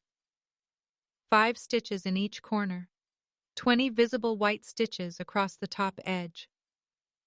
Counting kept me standing. People turned when we entered. Some smiled with relief. Some with curiosity. Some with the tense brightness of guests who know there is famille trouble but have been told the polite version. Aunt Marcy came first. She hugged me hard and whispered, "You okay?" That startled me. My aunt was blunt, not cruel. Those are different things. She had been the only one at brunch to ask who the father was, and she had been scolded with silence for it. "I'm here," I said. "That's not what I asked." Before I could answer, my mother appeared beside us. "Marcy, the drinks need more ice." Aunt Marcy looked at her. "Do they?" "Yes." The 2 women stared at each other for a second. Then Aunt Marcy patted my arm and walked away. My father stood near the dining room doorway in a blue button-down shirt, holding a plastic cup of punch he clearly was not drinking. His eyes found mine. He looked like he wanted to speak and had forgotten the language. I nodded once. He nodded back. That was all we had. Then Elise saw us. She sat in the rocking chair like a painting someone had planned carefully. Soft green dress, loose hair, a thin gold bracelet on her wrist. Rowan lay in her arms wearing a white onesie with blue trim. His head rested near her elbow, dark hair soft and thick. My breath stopped. Not because of Elise. Because of him. He was so small. That was the thing the DNA letter had not prepared me for. Paper can say father, court can say petitioner, lawyers can say minor child, but none of those words weighed 8 or 9 pounds with one fist curled under his chin. Rowan's mouth moved in sleep. Daniel's hand tightened around mine. Elise looked at him first. Of course she did. Her eyes flickered down his body, up to his face, then to our joined hands. Something like annoyance passed over her features before she arranged them into hurt. You came, she said. My mother moved closer, alert. Yes, I said. Elise's lower lip trembled. I wasn't sure you would. We were invited. A few guests looked away. They heard the flatness. People always hear flatness from women. They just pretend not to know what it means. Elise adjusted Rowan in her arms. Daniel made the smallest sound. Not a word, not even a breath. Just pain catching on bone. Elise heard it. Her eyes sharpened. Would you like to meet your nephew? She asked me. Your nephew. The room seemed to lean. Daniel's face went gray. My mother stepped in quickly. Elise, let's not make Lena uncomfortable. There it was again. The shape of the trap. If I said yes, I accepted the role. If I said no, I was cruel. I looked at Rowan. He slept through all of it, his tiny eyelids bluish and thin. A child cannot be a trap unless adults make him one. So I stepped forward. Yes, I said. I would like to meet Rowan. Elise blinked. She had expected refusal, maybe tears, maybe a sharp word she could hold up like proof. Instead, I crouched slightly beside the rocking chair and looked at the baby. Hello, Rowan, I said softly. His face scrunched for a second. His fingers opened, then Chloe said, a tiny human. Not evidence, not victory, not miracle property. A tiny human in a room full of cowards. Daniel stood behind me, breathing carefully. I rose and moved back to his side. Elise's smile returned, but it had strain in it now. He has my mouth, she said. No one had asked. My mother laughed too quickly. And the veil hair, maybe. Your grandfather had dark hair as a baby. That was not true. My mother's father had been blonde in every childhood photo I had ever seen. Aunt Marcy, from near the ice bucket, said, Did he? My mother ignored her. If you are already angry, comment the word envelope. Because by this point, I had the envelope in my bag, but what mattered was not opening it fast. What mattered was letting them show the room how comfortable they were inside the lie. Stay close, because a false story will often decorate itself right before it falls apart. The first hour was almost worse than confrontation. Confrontation has movement. This had performance. Guests took turns holding Rowan while Elise narrated motherhood in a soft, practiced voice. He likes being bounced. He hates the blue pacifier. He sleeps better after 11. He knows my voice. He has my stubbornness already. My mother glowed. Not with grandmother love exactly, with ownership. She moved through the room carrying plates and directing compliments toward Elise like a stage manager. Hasn't she handled this beautifully? Single motherhood takes such courage. She never complains. She has become so centered. Centered. Elise had become centered because everyone else had been pushed to the edges. Daniel stayed near the sideboard, one hand in his pocket, the other around a glass of water he never drank. People approached him with that awkward half-smile reserved for men in family messes. A few clapped him on the shoulder. One of my father's golf friends, Mr. Keene, said, "Brave of you to come, son." Daniel looked at him. "Why brave?" Mr. Keene's smile faltered. "Well, you know, family things." "No," Daniel said. "What family things?" The man flushed and found sudden interest in the cheese tray. Good, I thought. Ask for dates. Ask who was present. Ask what document supports the claim. Stop after the answer. Let silence work. I walked through the house slowly, speaking when spoken to, not filling space. I noticed who avoided me and who watched too closely. Cousin Beth hugged me and said, "I didn't know if I should call." I said, "You could have." She looked ashamed, which told me she had heard more than nothing. My mother's friend Corinne touched my arm near the kitchen. "Your mom said this season has been hard on you," she said. "This season?" Corinne gave a sympathetic tilt of her head. "With Elise having the baby and all, after your struggles." There it was. My struggles, passed around with tea. "What else did my mother say?" I asked.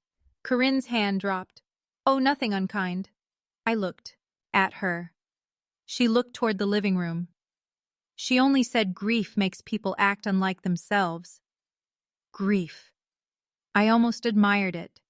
My mother had turned my reaction to a stolen child into grief over infertility.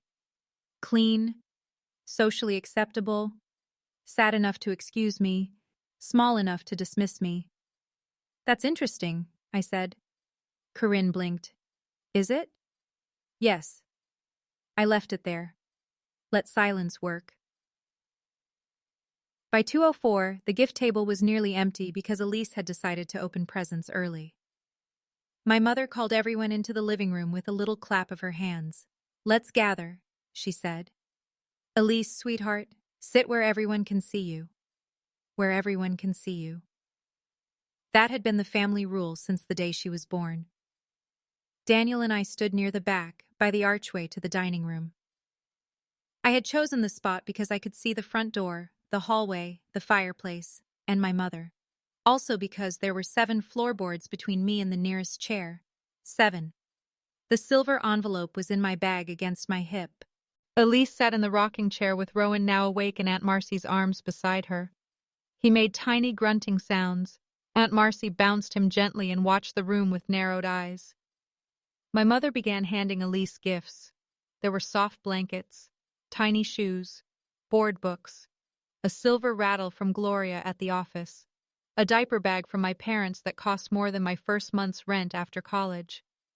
Elise opened each one slowly, admired it, held it up, waited for the appropriate sounds. When she opened our gift, the room changed. I had bought a savings bond in Rowan's name. Not a toy, not clothes Elise could dress him in for photos, not something for her, for him. A quiet document for a future he deserved to have beyond the adults who had failed him. The card said, "For Rowan, for the life that belongs to you." I had written it at midnight and cried after, not because it was poetic, but because it was the truest sentence I could offer a baby I did not know how to love yet and could not bear to hate. Elise read the card. Her smile stiffened. My mother leaned over her shoulder. "How thoughtful," she said, in the tone she used when someone brought store-bought pie to Thanksgiving. Elise looked at me across the room. "For the life that belongs to you," she read aloud. A few guests murmured. "That's a strange thing to write," she said lightly. I met her eyes. "I don't think so." Daniel stood very still beside me. Elise tucked the card back into the envelope. Her hands were not steady. My mother moved quickly to the next gift, but the air had shifted. A small thing had happened, too small for most of the room to name. Elise had reached for control and felt it slip for half a second. After the presents, my mother announced cake. The cake sat on the dining table, 3 layers with white frosting and pale blue flowers. Across the top, in careful icing, it said, "Welcome to the world, Rowan James." James. I stared at the name. Daniel stared too. We had not known the middle name. James was Daniel's grandfather. Mr. Harrow. The man from the tax clinic. The man who had called me numbers girl and then winked when I corrected him.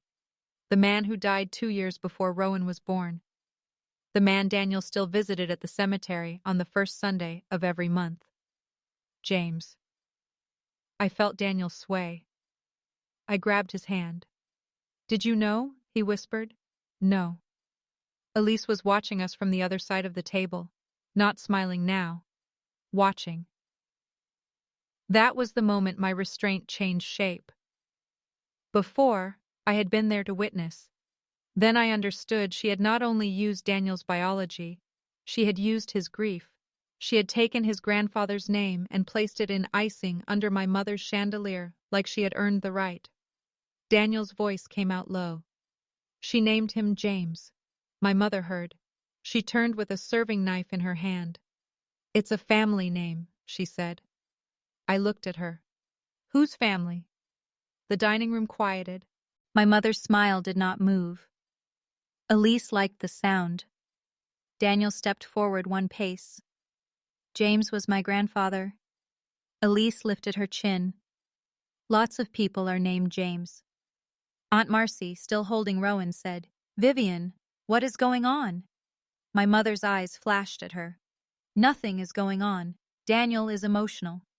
Daniel laughed once. It scared me because it did not sound like him. "Don't do that," he said. My mother blinked. "Excuse me?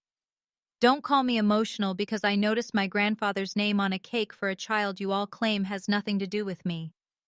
The sentence landed. Hard.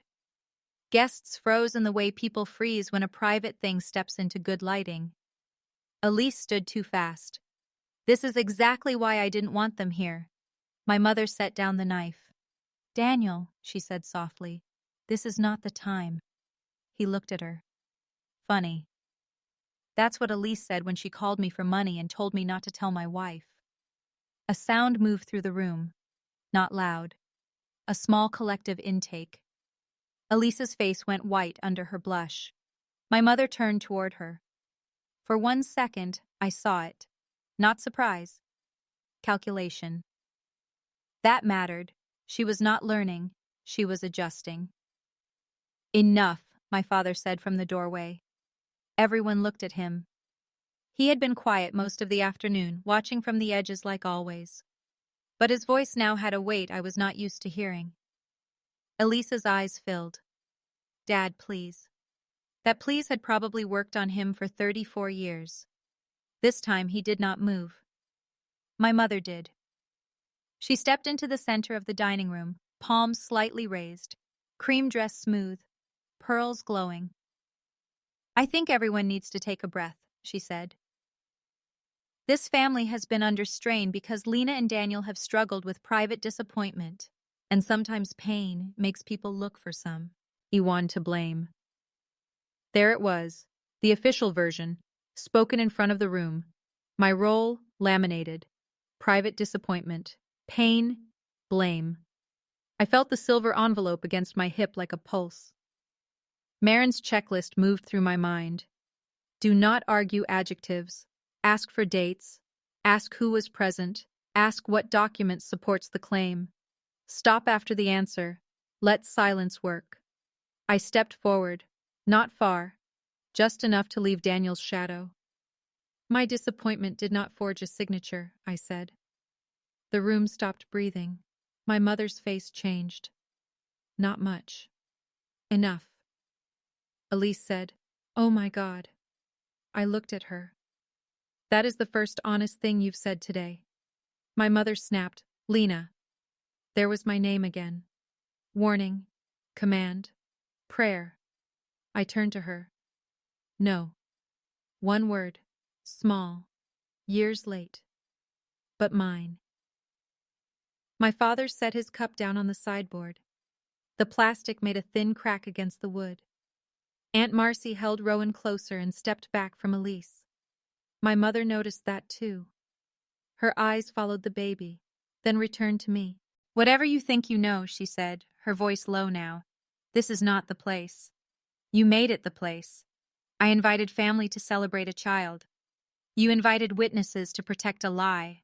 Elise sobbed. "Stop saying that." I looked at her, and for the first time that day, I saw fear without performance behind it. Real fear looks different on people who fake it for years. It is less pretty. "You had 3 days," I said. She froze. My mother's eyes narrowed. "3 days since what?" Aunt Marcy asked. No one answered, so I did. "Since Elise was informed that Daniel is Rowan's biological father." The room split open. It did not become loud right away. That came later. First, it became silent in a way I can still feel if I think about it too long. A heavy, complete silence. The kind that makes the refrigerator in the next room sound rude. Daniel closed his eyes. His hand found the back of a chair. Elise made a small choking sound. My mother said, "That is not accurate." I turned to her. Which part? Do not cross-examine me in my own home. Which part is not accurate? Her mouth tightened. Let silence work. 3 seconds. 4. 5. She looked toward my father, but he was staring at Elise. Elise whispered, "Mom." Not Mom, help me. Mom, stop her. That was when Aunt Marcy said, "Is Daniel the father?" No one moved. A baby made a soft sound in her arms. I answered because the truth had already waited long enough. "Yes," Corinne gasped. Gloria whispered something I did not catch. Cousin Beth sat down hard on one of the white folding chairs. My mother's face flushed. "This is a legal matter being twisted in public," she said. "No one here understands the context." Daniel spoke then. "The context is that I never consented." His voice was not loud. It did not need to be. People turned toward him. He looked at Elise. "I never consented to any procedure. I never signed any release. I never agreed for anything of mine to be used to create a child with you." Elise's tears were falling now.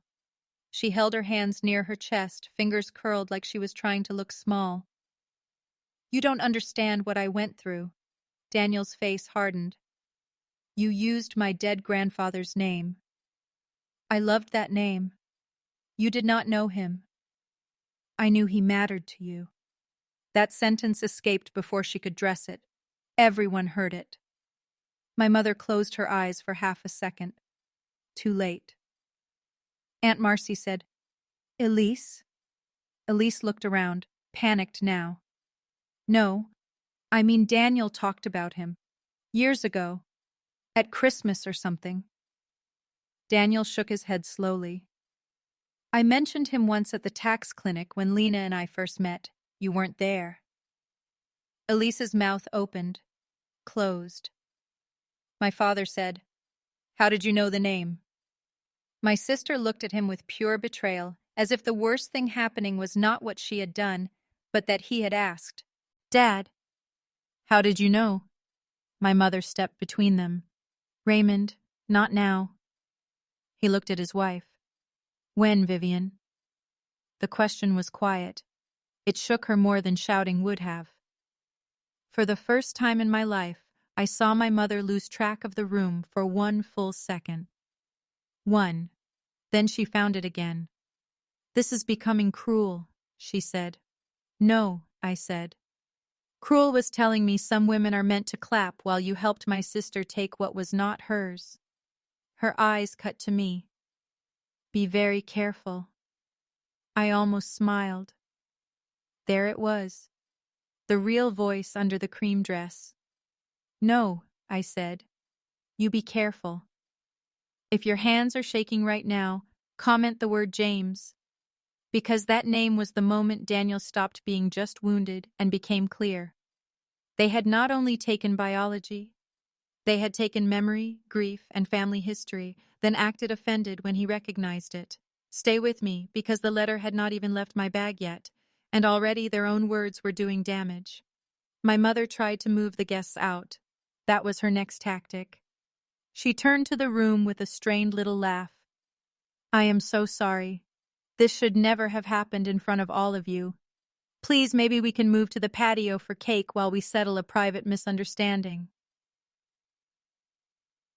Private misunderstanding. A forged signature had become a private misunderstanding. No one moved at first. Then Corinne picked up her purse. Gloria looked toward my father, uncertain. Aunt Marcy did not move at all. She still held Rowan, who had begun to fuss softly. "Marcy," my mother said, "give Elise the baby." Aunt Marcy looked at Elise. Elise reached out, crying. Rowan cried harder. Daniel flinched at the sound. I saw his body move before his mind allowed it. 1 step. Then he stopped himself so hard it must have hurt. Aunt Marcy saw it too. She looked from Daniel to Rowan, then to Elise. "Maybe he needs changing," she said. My mother's nostrils flared. "Give his mother the baby." The word mother landed badly now, very badly. Aunt Marcy said, "Which one of us is his legal mother?" The room went dead again. That was Aunt Marcy. Blunt, not cruel, but when bluntness meets a lie, it sounds like a hammer. Elise sobbed, "Me, I am. I gave birth to him." "And Daniel is his father?" No answer. "And Daniel did not consent?" "Elise is his mother," my mother snapped. "That is not in question." "Seems like a lot is in question," Aunt Marcy said. My father walked toward her slowly. For a second, Daniel tensed, thinking he might take Rowan and hand him to Elise. But my father only stood near the baby and looked down at him. Rowan's face was red now, mouth open, fists trembling. "He's hungry," Elise said through tears. Aunt Marcy looked at her. "Then get his bottle." Elise blinked. "What?" "His bottle. Where is it?" "My mother has—" She stopped. It was small, but again, the room heard it. My mother's control had extended even into the care of the baby she was claiming Elise handled beautifully. Vivian went to the kitchen herself and returned with a bottle from a warmer on the counter. Aunt Marcy took it, sat in the nearest chair, and fed Rowan without asking anyone's permission. That was the first mercy beat, though I did not understand it then. In the middle of adult ruin, someone fed the baby. Daniel watched with tears standing in his eyes. Elise watched with something uglier. Not concern. Loss of possession. My mother turned back to me. "Are you satisfied?" she asked. There were 30 people in the house, a crying newborn, a cake with stolen grief written in icing, my husband barely standing, my sister exposed by her own mouth, and my mother asked if I was satisfied like I had ordered this from a menu. "No," I said. "I am not satisfied. I am done." Then I opened my bag. The silver envelope was exactly where I had placed it, between my phone and the tissues. For 1 second, my fingers rested on it. 1, 2, 3. I thought about the laundry room floor. I thought about the Kroger freezer aisle. I thought about my mother's lemon slices dropping into water while she told me my body had named my place. I thought about Daniel breathing through panic in the rain. I thought about Rowan, who deserved one clean record in a life that began with stolen paper. Then I took out the envelope. Elise saw it and went still. My mother saw Elise go still. That was how I knew Elise understood what it was before anyone else did. "What is that?" my father asked. I held it in both hands. "The letter," I said. My mother laughed once. "What letter?" The sound was wrong. Too high. Too quick. I looked at her. "The one you were hoping would arrive after today." No one spoke. I slid one finger under the flap. The paper gave softly. The paper gave softly. 17 p.m. That was the minute the room stopped being my mother's room. Not legally, not on a deed, not in any way that would show up at the county recorder's office. But in the way that mattered most to Vivian Vale, the room was no longer hers. The light did not bend toward her. The chairs did not obey her. The silence did not belong to her anymore. It belonged to the letter. I pulled out the 3 pages and unfolded them slowly. Not because I wanted drama, because my hands were steady, and I wanted everyone to see that. Elise backed into the edge of the gift table. A silver bow fell from one of the boxes and landed near her foot. My mother said, "Lena, put that away." I looked at her over the top of the page. No. One word again. It is strange how a word you were punished for as a child can feel holy when you finally grow into it. My father stepped closer.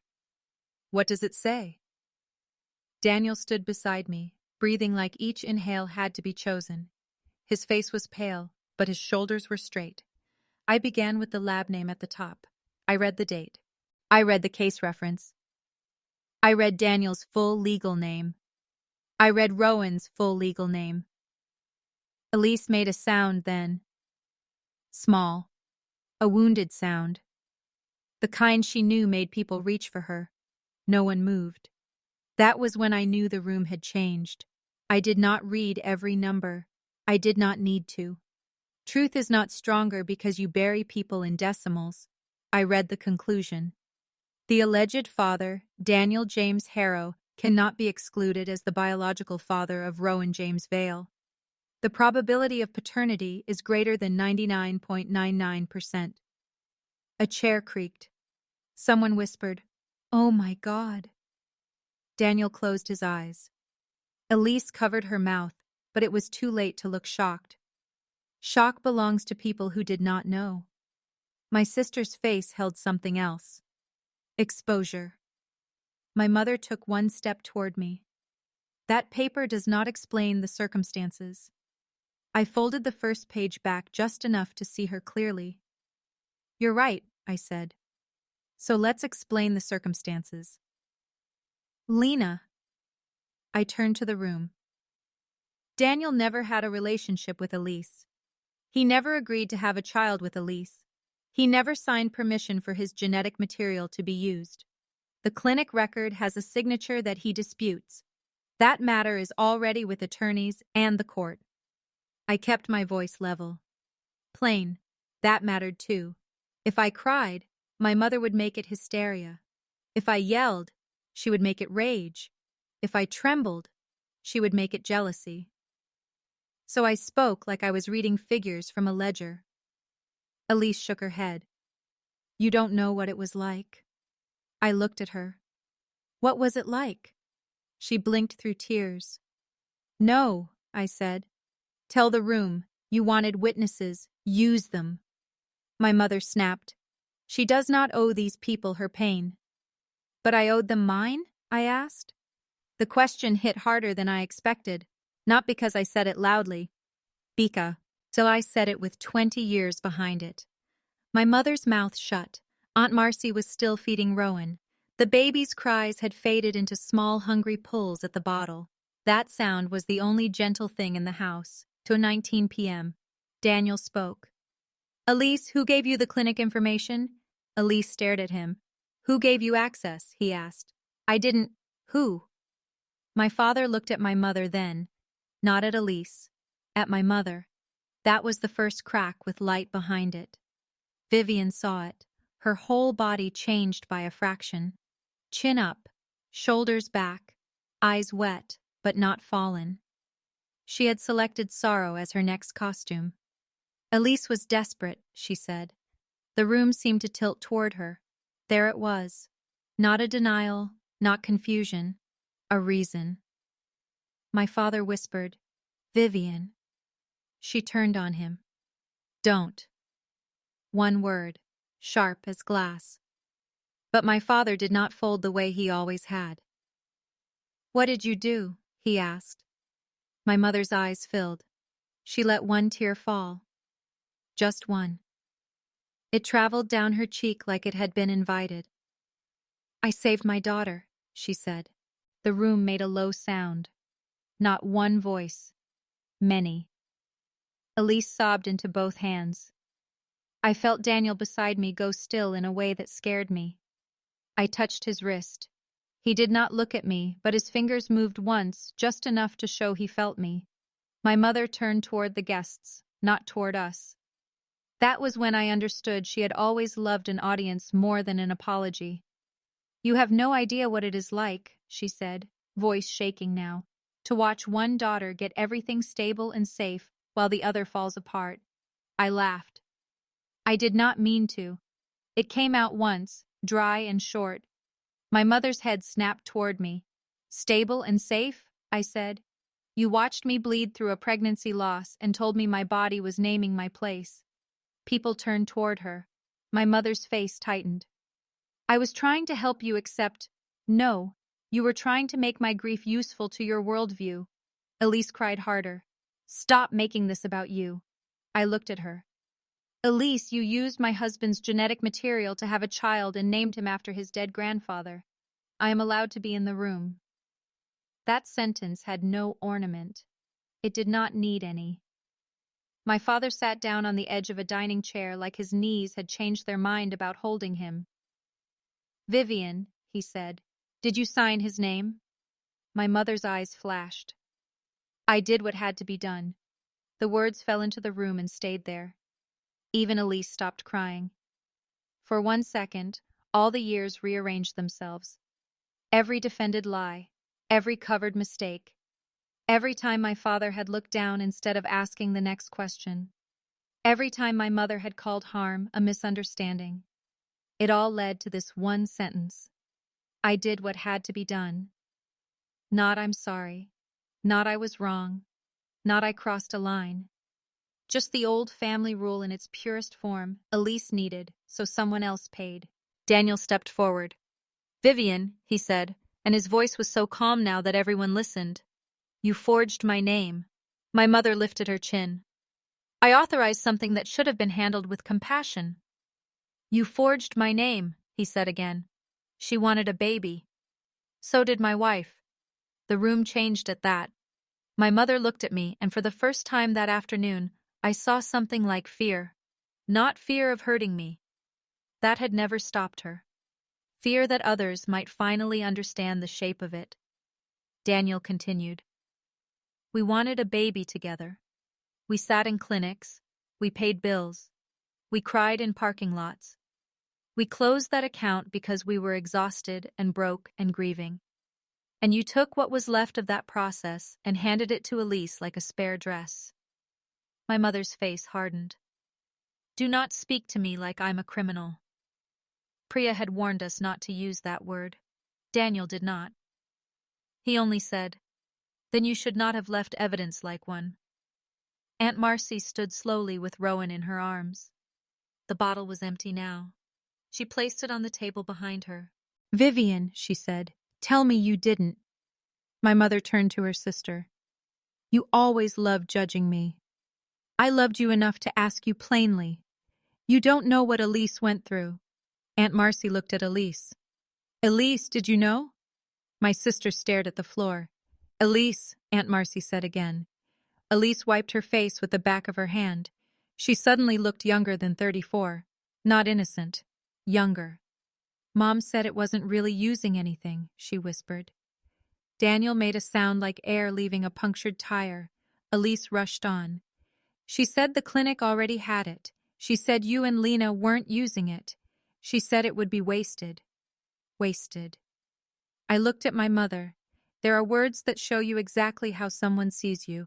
Not as a daughter, not as a woman, not as a wife with grief of her own, a storage problem, a source, a shelf. My mother said, that is not what I meant. But Elise was unraveling now, and for once, she did not seem able to stop the thread. She said Daniel was kind, and he would understand eventually. She said Lena would never agree, because Lena likes control more than love. Daniel turned toward me as if the insult had struck him physically. I did not flinch. Not because it did not hurt, because it fit too perfectly with everything else. My mother had not stolen from us because she thought I could not love a child. She had stolen because she could not imagine my love as something with rights around it. 24 p.m. The cake still had not been cut. The blue flowers on the icing had started to soften in the May warmth. One petal sagged near the J in James. My father stood. His chair scraped the floor. Vivian, he said, did you take that contractor letter from my office? My mother stared at him. So did I. I had not told him about the contractor letter. Not directly, not in that detail. He turned to me, face gray. I noticed it missing from the Harrow file. Months ago. I thought I had misplaced it. My mother's silence answered before she did. My father pressed one hand to the back of the chair. Oh my God, he said. My mother's face collapsed into anger. You were never there, she said to him. You don't get to stand there now and act holy. I'm not acting holy. You hid in that office for 35 years while I held this family together. No, he said. You held Elise up. You held Lena down. And I let you. That was the first apology he had ever given me, though he had not said the words yet. My mother looked slapped. Elise said, "Daddy, please don't do this." He turned to her. "Did you know the signature wasn't Daniel's?" Elise shook her head too fast. "I didn't know at first." "At first?" Another silence. Let silence work. I counted the blue balloons visible through the front window. Still 6. One had sunk lower in the heat, Elise whispered. After the first appointment, I knew something was wrong because the nurse asked about Daniel not coming in. Mom said paperwork was paperwork, and families do things for each other. Families do things for each other. I almost wished my mother had taught us a better language. My father covered his face with both hands. Aunt Marcy stepped toward Daniel with Rowan. Not close enough to force anything, just enough to offer. "Do you want to hold him?" she asked softly. The whole room shifted. Daniel looked terrified. Elise made a sharp sound. "No." Aunt Marcy did not move. My mother said, "Marcy, do not hand that child to him." Aunt Marcy looked at her. "That child is his son." Daniel's breath caught. Son. The word had been hovering around him for days, but no one had placed it in his arms. He looked at me first. That broke me more than anything. Not the letter, not the confession, not my mother's cruelty. That look.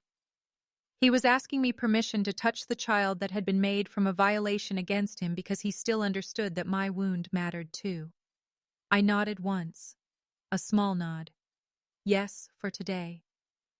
Aunt Marcy placed Rowan carefully into Daniel's arms. The room blurred. Daniel held him like a man holding something both sacred and impossible. One hand behind the baby's head, one under his body.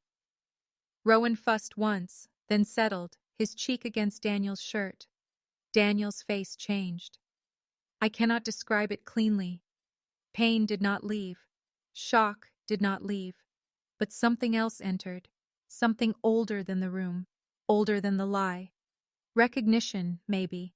Not certainty. Not instant love like people demand in stories. Real life is not that tidy. But recognition. A door opening to a place he had not chosen and could not ignore. Elise cried, "Give him back!" Daniel looked at her. "You don't get to use meant to hide anymore. I gave birth to him." "Yes," he said, "and I am not taking that from him. But you do not get to erase me." My mother stepped toward him. "Hand Rowan to Elise." Daniel did not move. Neither did I.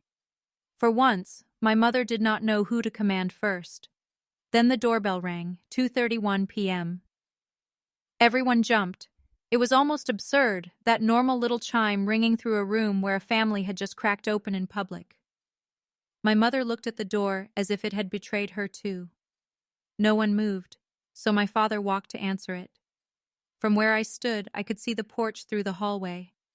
A woman in a charcoal blazer stood outside with a leather folder in one hand. Not Priya. I knew that immediately.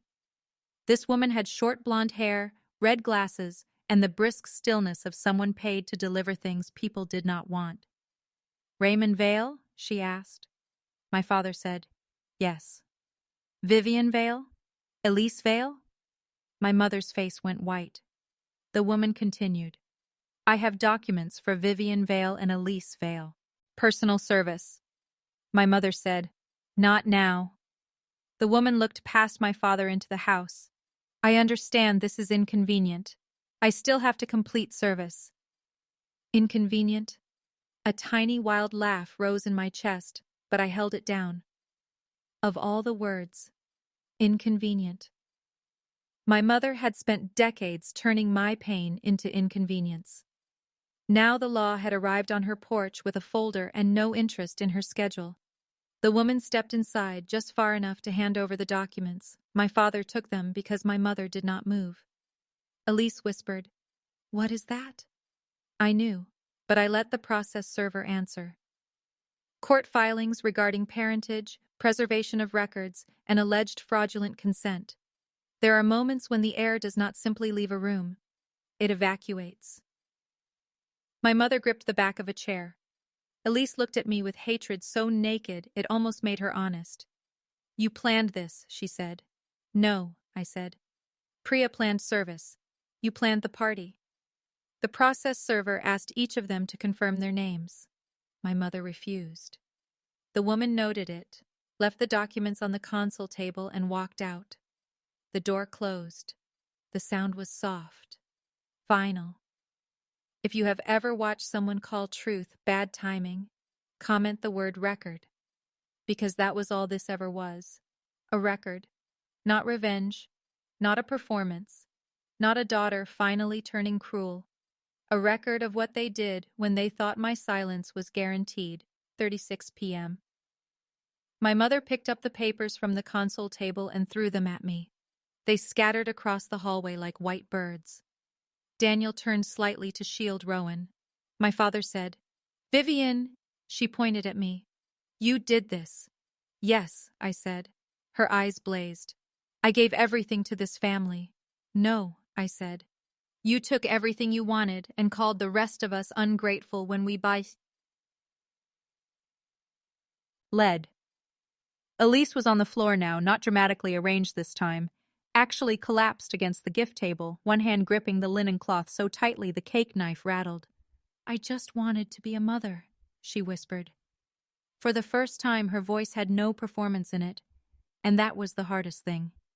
Because beneath all the fraud, beneath the theft, beneath the cruelty, there was a true sentence. She had wanted to be a mother. Want is not innocence, but it is still human. I looked at her. So did I. She flinched. The room was quiet enough to hear Rowan breathe against Daniel's shirt. "I wanted it," I said. "I wanted the names and the nursery and the stupid little socks everyone says are too small to be real. I wanted to tell Daniel in the kitchen and watch him cry.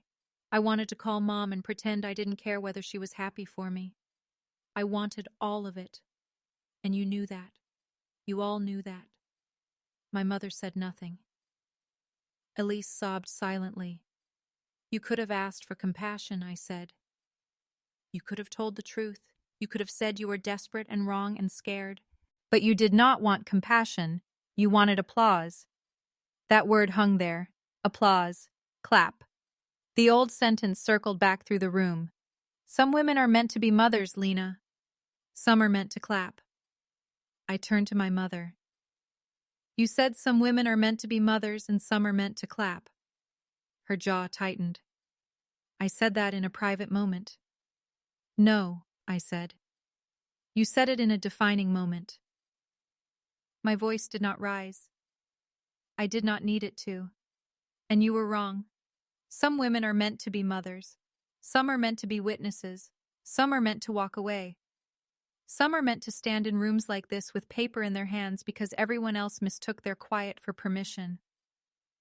My mother looked away first. After all those years, she looked away first. That was the inversion. Not a clever line. Not a speech that made people clap for me instead. Just her eyes dropping before mine did. Aunt Marcy cried then, quietly, one hand over her mouth, the other pressed to her chest. My father picked up the papers from the floor. One by one, I counted without meaning to. 7 pages. 9. 12.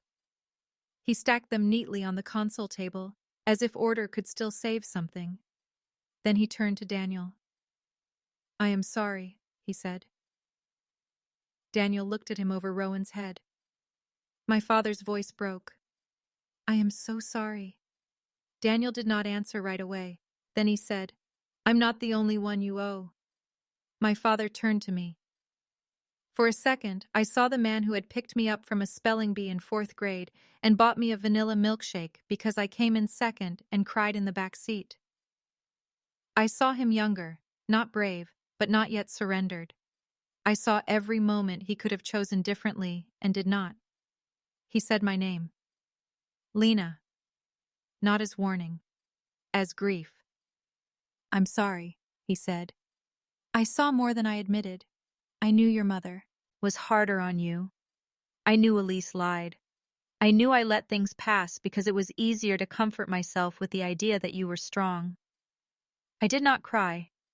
Maybe part of me had waited my whole life for those words and had gotten too old to collapse into them. "You mistook neglected for strong," I said. He nodded.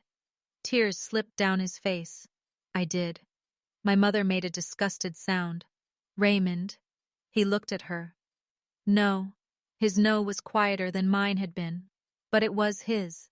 Finally. My mother stared at him like she had never seen him before. Maybe she had not. Not standing upright.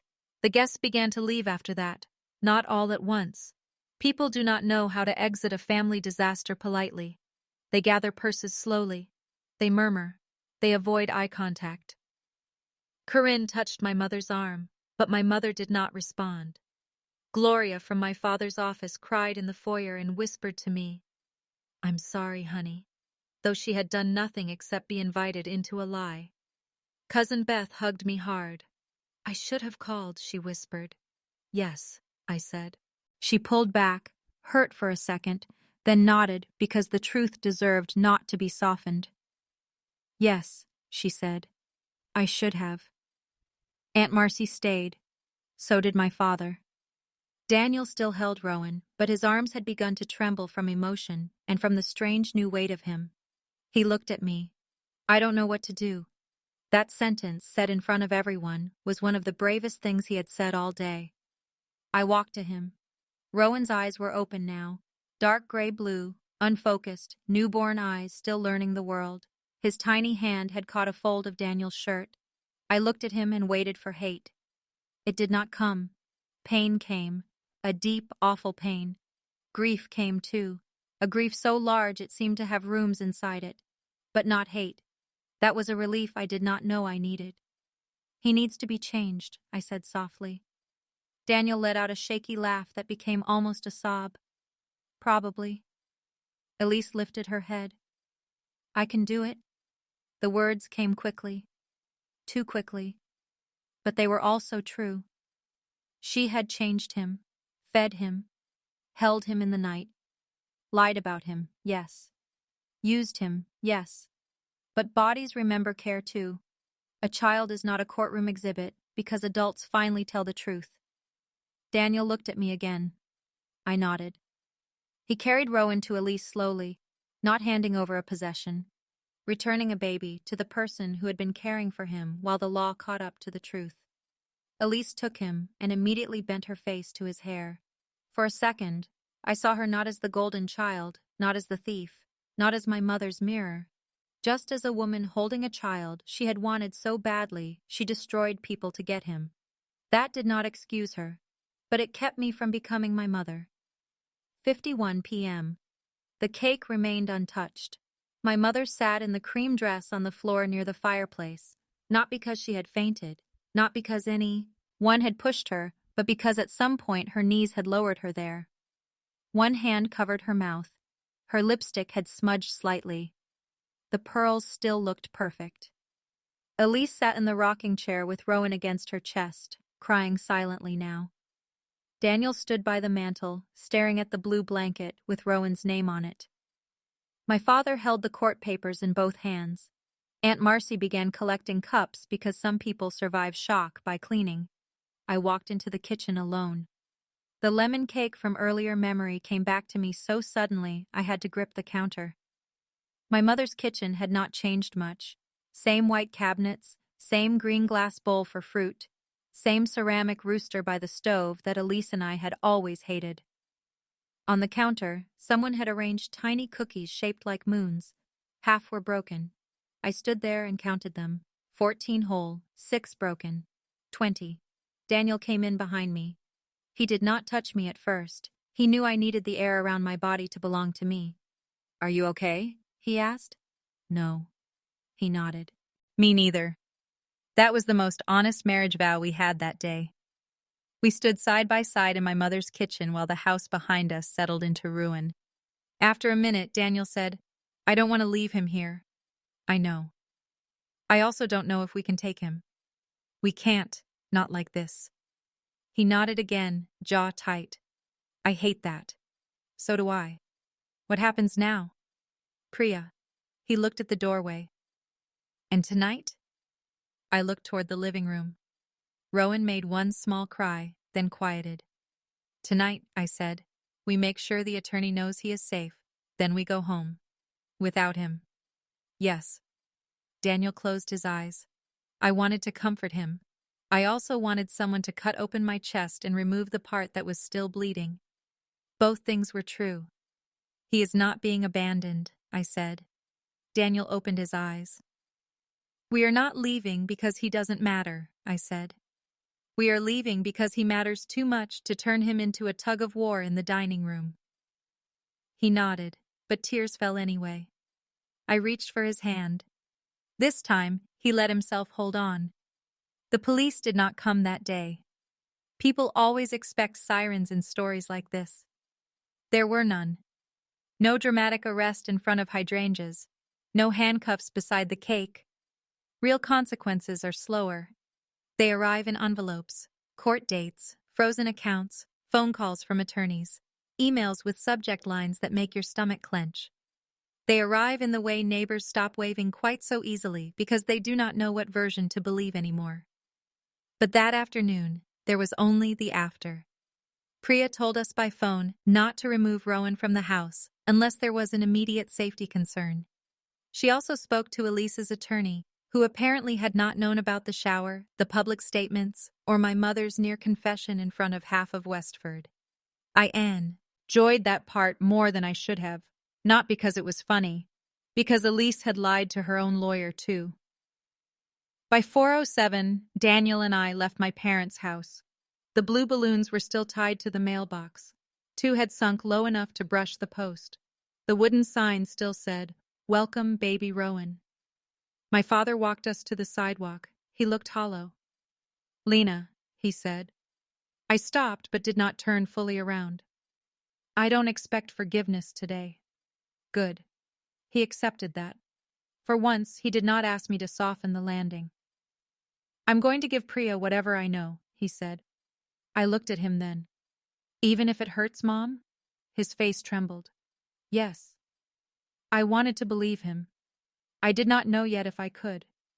So I said, "Then do that." He nodded. "Lena, No," I said. He stopped. "Not now. Do the right thing before you ask me to feel better about you." His eyes filled again. Then he stepped back. Daniel opened my car door. I got in. He walked around to the driver's side, sat down, closed the door, and gripped the steering wheel. Neither of us moved for a while. Through the windshield, I saw my father standing on the sidewalk. Behind him, in the front window, my mother's cream dress moved like a pale ghost. Daniel said. I held him. "I know. I didn't want to love him. I know. I think I might already." I looked at him then. He looked ashamed. That was what broke me. Not the love. The shame. "Daniel," I said, "loving him is not a betrayal of me." His mouth twisted. "It feels like one." "Then we will have to teach the feeling better." He covered his eyes with one hand. I leaned my head back against the seat and let myself cry. Not quietly this time. Not politely.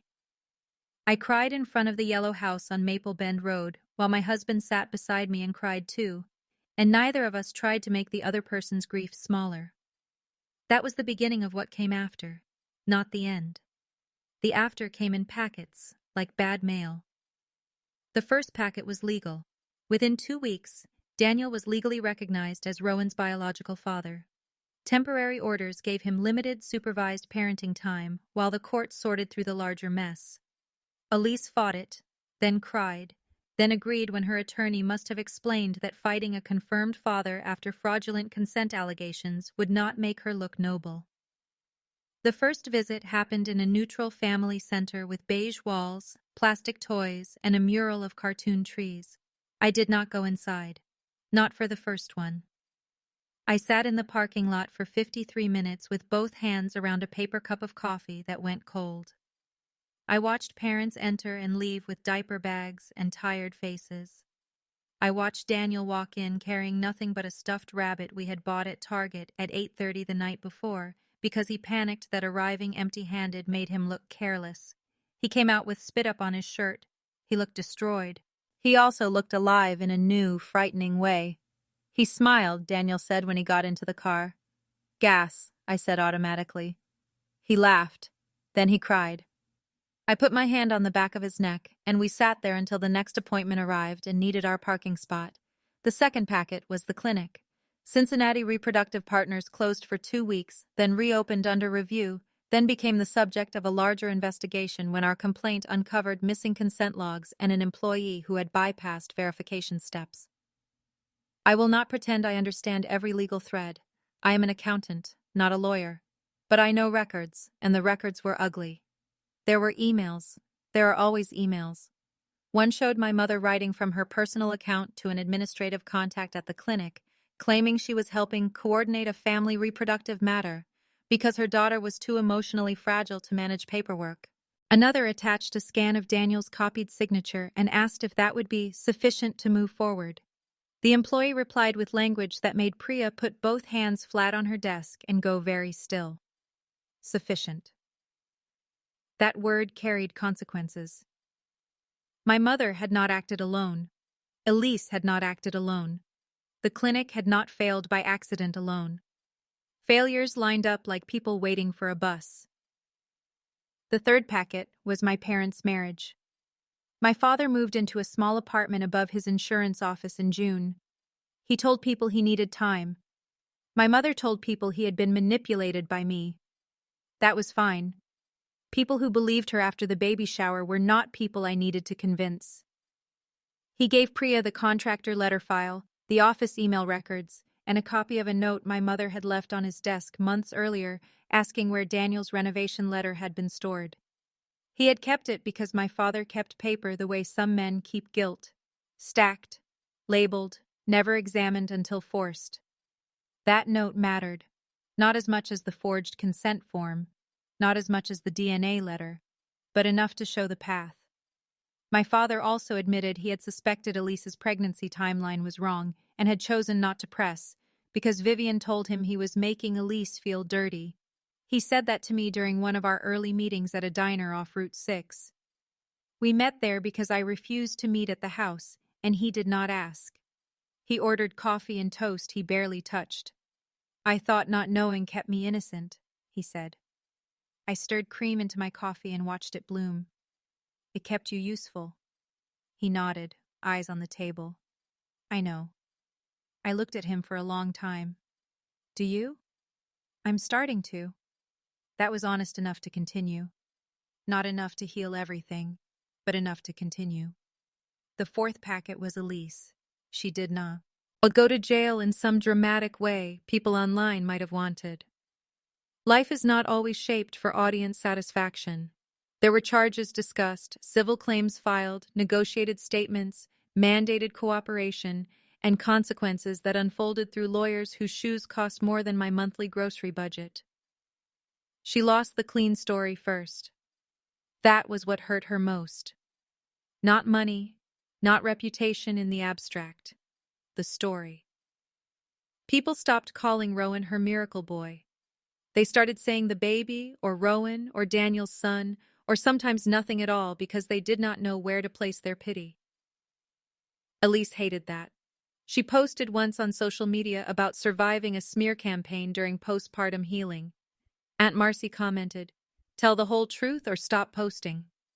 The post disappeared within 10 minutes. I sent Aunt Marcy flowers. She texted me, "Don't waste money, send cookies next time." So I did. The fifth packet was my mother. Vivian did not apologize. Not then, not in June, not when the clinic investigation became public enough that people whispered at the grocery store, not when my father refused to move back home, not when her piano students started canceling lessons because parents suddenly remembered other teachers existed. She wrote me one letter in July, handwritten, 4 pages, cream stationery, of course. I read it on the back porch while Daniel was at his third parenting visit with Rowan. The first page was about pain, hers, the second about Elise, the third about how motherhood makes women do impossible things. The fourth finally mentioned me, though not in the way an apology should. You have always been hard to reach, Lena. I folded the pages and placed them back in the envelope. Then I put the envelope in a file marked Vivian, not Mom. Vivian. That was not pettiness, it was accuracy. A mother is not just the woman who gives birth. A mother is what she does with power over a child. Vivian had done many things. Mothering me had rarely been one of them. The sixth packet was me and Daniel. People want to know whether our marriage survived. The honest answer is yes. The fuller answer is not easily. Survival is not the same as returning. We did not go back to who we were before the silver envelope. We could not. Daniel had to earn trust in the place where he had hidden that first call. I had to learn not to punish honesty when it arrived late, but real. We went to counseling with a woman named Dr. Klein, who had plants in every window and a habit of saying, "Pause there," right when one of us tried to escape into explanation. The first session was awful. Daniel cried. I sat rigid in a green chair and said, I don't know how to be angry at him and protective of him at the same time. Dr. Klein said, Why do you think you have to choose? I hated that question because it was useful. Daniel said, I should have told her. Dr. Klein said, Yes. He looked relieved and crushed at once. She turned to me. And you deserve to know. I nodded. Then she said, That does not mean he caused the violation. I nodded again, slower. That became the shape of our work. Hold both. He was wrong to hide Elise's call. He did not consent. I was hurt by him. I was harmed by them. Rowan was innocent. Elise was not. Vivian was responsible. My father was complicit. The clinic failed. The law was slow. Love was not clean. Hold both. If you have made it this far, comment the word stitches. Because healing was not one big moment for us. It was small stitches, ugly at first, uneven, sometimes pulling too tight, but still closing what would have stayed open. And if this story is sitting heavy in your chest, stay to the end, because the quietest consequence was not the legal one. By August, Rowan had begun to recognize Daniel. I was not there the first time. Daniel told me afterward with that careful voice he used when he was afraid any joy might cut me. He reached for me, he said. We were folding laundry on our bed. A white towel sat between us. I looked at it for a long second. Then I said, Tell me. He swallowed. I walked into the room, and Elise was holding him. He heard my voice and turned his head. Then he did that little whole-body lean babies do. He demonstrated badly, tilting like a confused tree. I laughed before I could stop myself. Daniel smiled, then looked guilty. Don't, I said. What? Don't turn every good thing with him into an apology to me. He sat down on the edge of the bed. I don't know how not to. Learn. He nodded. Then I sat beside him. Was he wearing the striped outfit? His face softened with surprise. Yes. The blue one? Yes. I folded the towel. He looks sweet in that one. Daniel stared at me. What? I asked. Nothing. But his eyes were wet. That was how I began to make room for Rowan. Not as my stolen child, not as my nephew, not as proof. As Rowan. A baby who liked warm bottles, ceiling fans, and grabbing Daniel's beard. A baby who sneezed twice every time he went into sunlight. A baby whose left foot kicked when he was excited. A baby who would one day need adults around him who could tell the truth without making him carry the shame. The first time I held him was in September. Not at my mother's house. Never there. At the family center, in a room with a blue rug and shelves of plastic animals. Daniel had asked me twice before if I wanted to come in, and twice I said no. The third time, I said yes in the parking lot before fear could hold me back. Elise was there with her attorney's assistant, because visits were still structured then. She looked thinner. No makeup. Hair in a messy knot. She did not speak to me at first. Rowan was 5 months old, round-cheeked and serious. Daniel played with him on the rug, stacking soft blocks, while Rowan knocked them down with the solemn focus of a tiny judge. Then Rowan looked at me. Just looked. Baby, kids do not know what rooms cost adults. He reached for the chain on my necklace. I sat very still. Daniel said softly, "You can hold him if you want." Elise stiffened across the room. I almost said no because her reaction still had power over my body. Then Rowan leaned again, curious and impatient, and made a frustrated little sound. So I held out my arms. Daniel placed him against me. He was warm, heavier than I expected.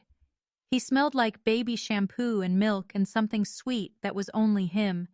His hand found my necklace immediately and pulled with shocking strength. "Ow," I said. Daniel laughed. Rowan blinked at me, offended that I had interrupted his work. And I did not feel healed. That is important. I did not hold him and suddenly become a saint. I did not forgive Elise. I did not decide everything had happened for a reason. I hate that phrase. Some things happen because people choose wrong and others fail to stop them. But I felt a door inside me open a little, enough for air. I looked at Rowan and whispered, "Hello, you. Not nephew, not son, not miracle, you." He smiled then, probably gas. I counted it anyway. 1. The 7th packet was the family house. My mother sold it the following spring, not because she had to financially, though the legal bills did not help. She sold it because the house had become unusable to her. Too many people had seen too much. The good room was no longer a showroom. It was a witness stand. Before the sale, my father asked if I wanted anything from it. I almost said no. Then I thought of the bird bath. Cracked, mossy, ugly, still standing after every winter. I asked for that. My father looked surprised, but did not question it. Daniel and he loaded it into our truck one Saturday morning while my mother stayed inside with the curtains drawn. Elise was not there. She had moved into a smaller apartment near the family center, partly because the court required stable housing arrangements, partly because my father had stopped paying for spaces that let her perform softness without responsibility. The bird bath now sits under the maple tree in our backyard. It still leaks a little. I like that about it. The 8th packet came almost a year after the shower, a real apology from my father. Not the first "I'm sorry" said in shock. Not the diner admissions. A real one. He asked to meet at Oak Ridge Park near the pond where Elise and I used to feed ducks stale bread before anyone told us that was bad for them. I almost refused because the park held too many family pictures. Then I went because I no longer wanted every place from childhood to belong to my mother. He was sitting on a bench with 2 coffees, one black for himself, one with cream for me. He had remembered. Small things do not erase large failures, but they can show direction. He handed me the cup. "I wrote something," he said. My stomach tightened. "Dad, I'm not asking you to read it now. I just know I say things badly." He gave me a folded page. I did not open it until later, in my car. It was not long.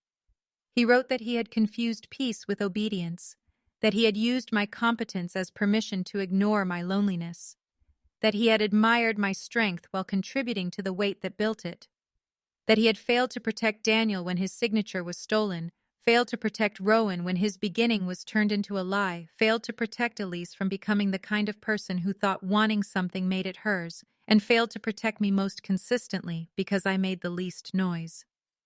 The last line said, "I do not ask you to call me a good father. I am asking for the chance to become a more honest man." I sat in the car and cried for 6 minutes. I counted because I could. 6. Then I folded the letter and put it in my bag. Later, I told him we could keep meeting. Not weekly, not holidays, not pretend normal. Meeting. That was enough. The 9th packet was Elise's first honest sentence to me.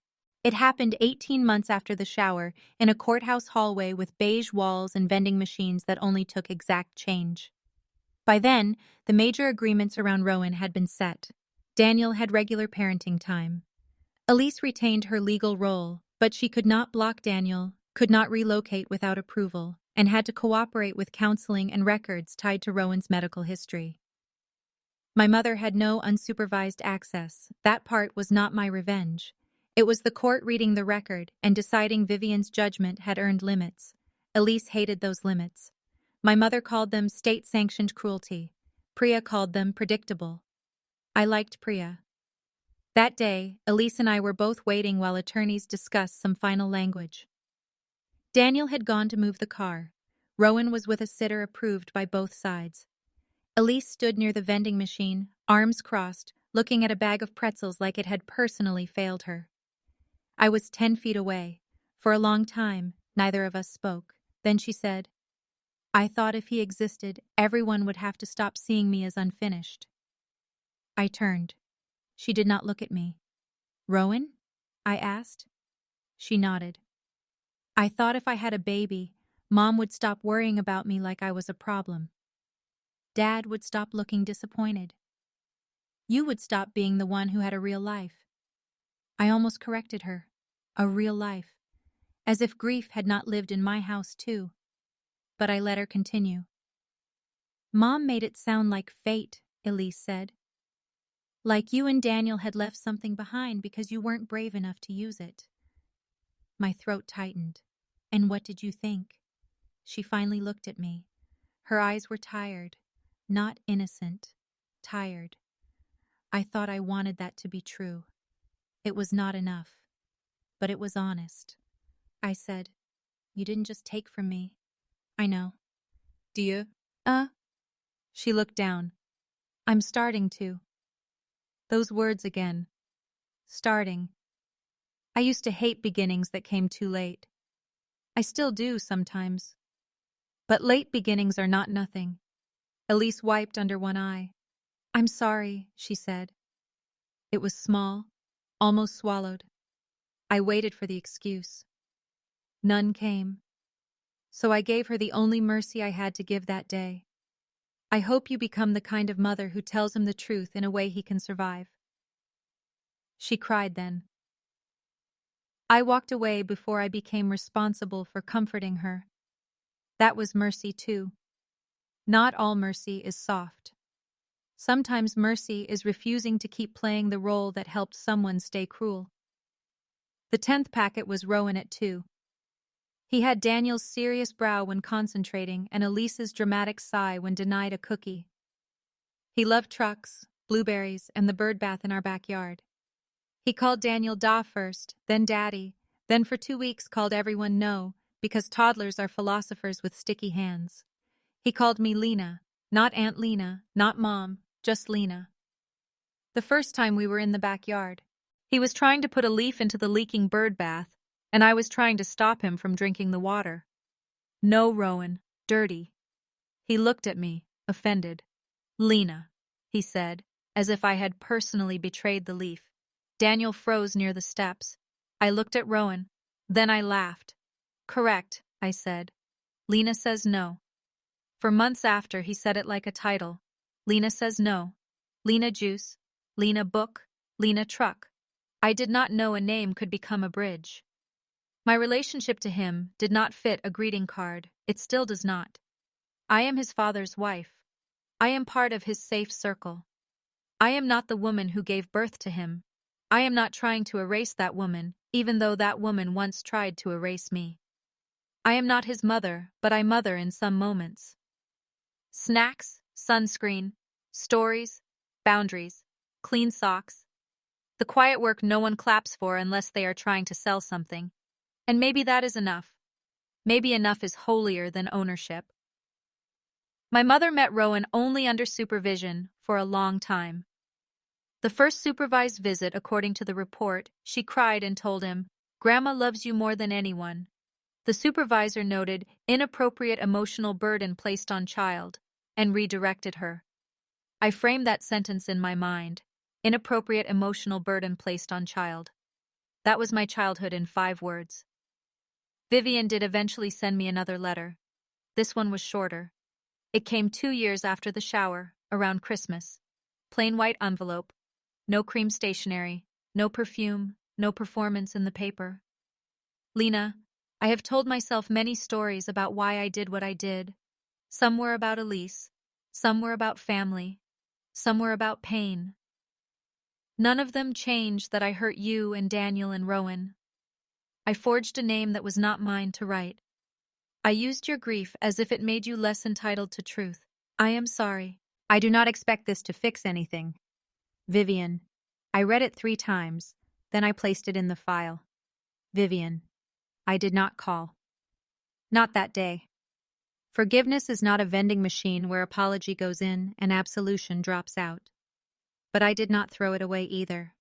That was my mercy to myself, to keep evidence that people can sometimes speak truth, even if they never get back the place they lost by avoiding it. The final packet, the one I did not expect, came from myself. For years, I had believed my quiet was proof that they had taken too much. That if I had been stronger, louder, sharper, I would have stopped them sooner. I would have cut my mother off after the lemon cake. I would have forced Daniel to tell me what Elise had said. I would have seen the timeline faster. I would have known. That is another trap.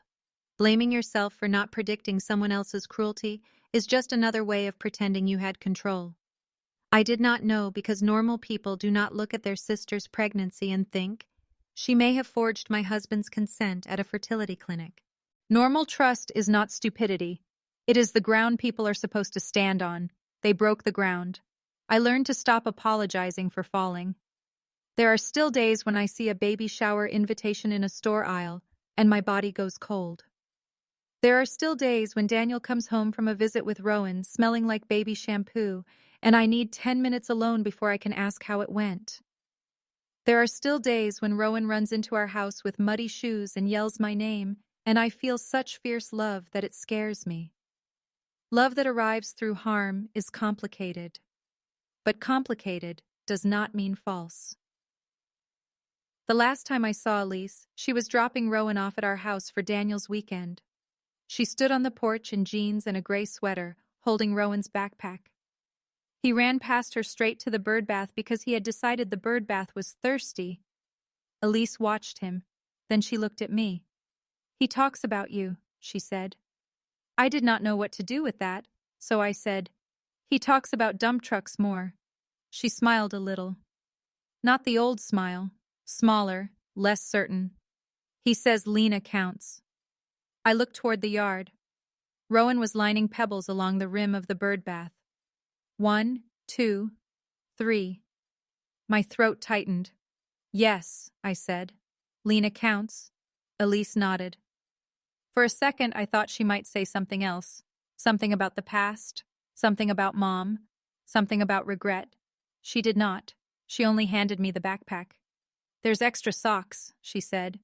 He jumped in a puddle. Of course he did. She turned to go, then paused. Lena. I looked at her. I'm trying not to make him carry it. That was not a full apology, but it was a promise in the language we had left. I nodded. Keep trying. She walked to her car. Rowan shouted from the yard. Lena, 6 rocks! I turned toward him. 6? He held up fingers. 6! Daniel laughed from the porch behind me. The maple leaves moved in the wind. The cracked birdbath leaked water into the grass. Our blue house needed paint on the back steps again. Inside, there were dishes in the sink and a basket of laundry waiting on the sofa. A small life. Not the one I pictured. Not the one stolen. The one built after. I have learned that truth does not always give you back what was taken. Sometimes it gives you the map out of the room where people kept taking. My sister claimed my husband's child was hers. Then the DNA letter arrived. But the letter was not the real ending. The ending was Daniel learning fatherhood without letting theft define it. It was Rowan growing inside a record clear enough that shame would not have to be his inheritance. It was my father choosing honesty too late, but not never. It was my mother losing the power to rename harm as love. It was Elise discovering that motherhood is not applause. It is responsibility after the room empties. And it was me, standing in a house where I had been told to clap, holding the proof, saying no. That is the thing I want you to take from my story. A quiet woman is not an empty chair. A quiet woman may be counting. She may be saving messages. She may be learning the difference between peace and silence. She may be waiting for the letter that turns a family myth into a record. Some women are meant to be mothers. Some are meant to clap. And some of us, when the room finally goes still, are meant to unfold the truth and read it out loud. That's my story. If it stayed with you, comment letter, envelope, James, record, or stitches, whichever part found you first.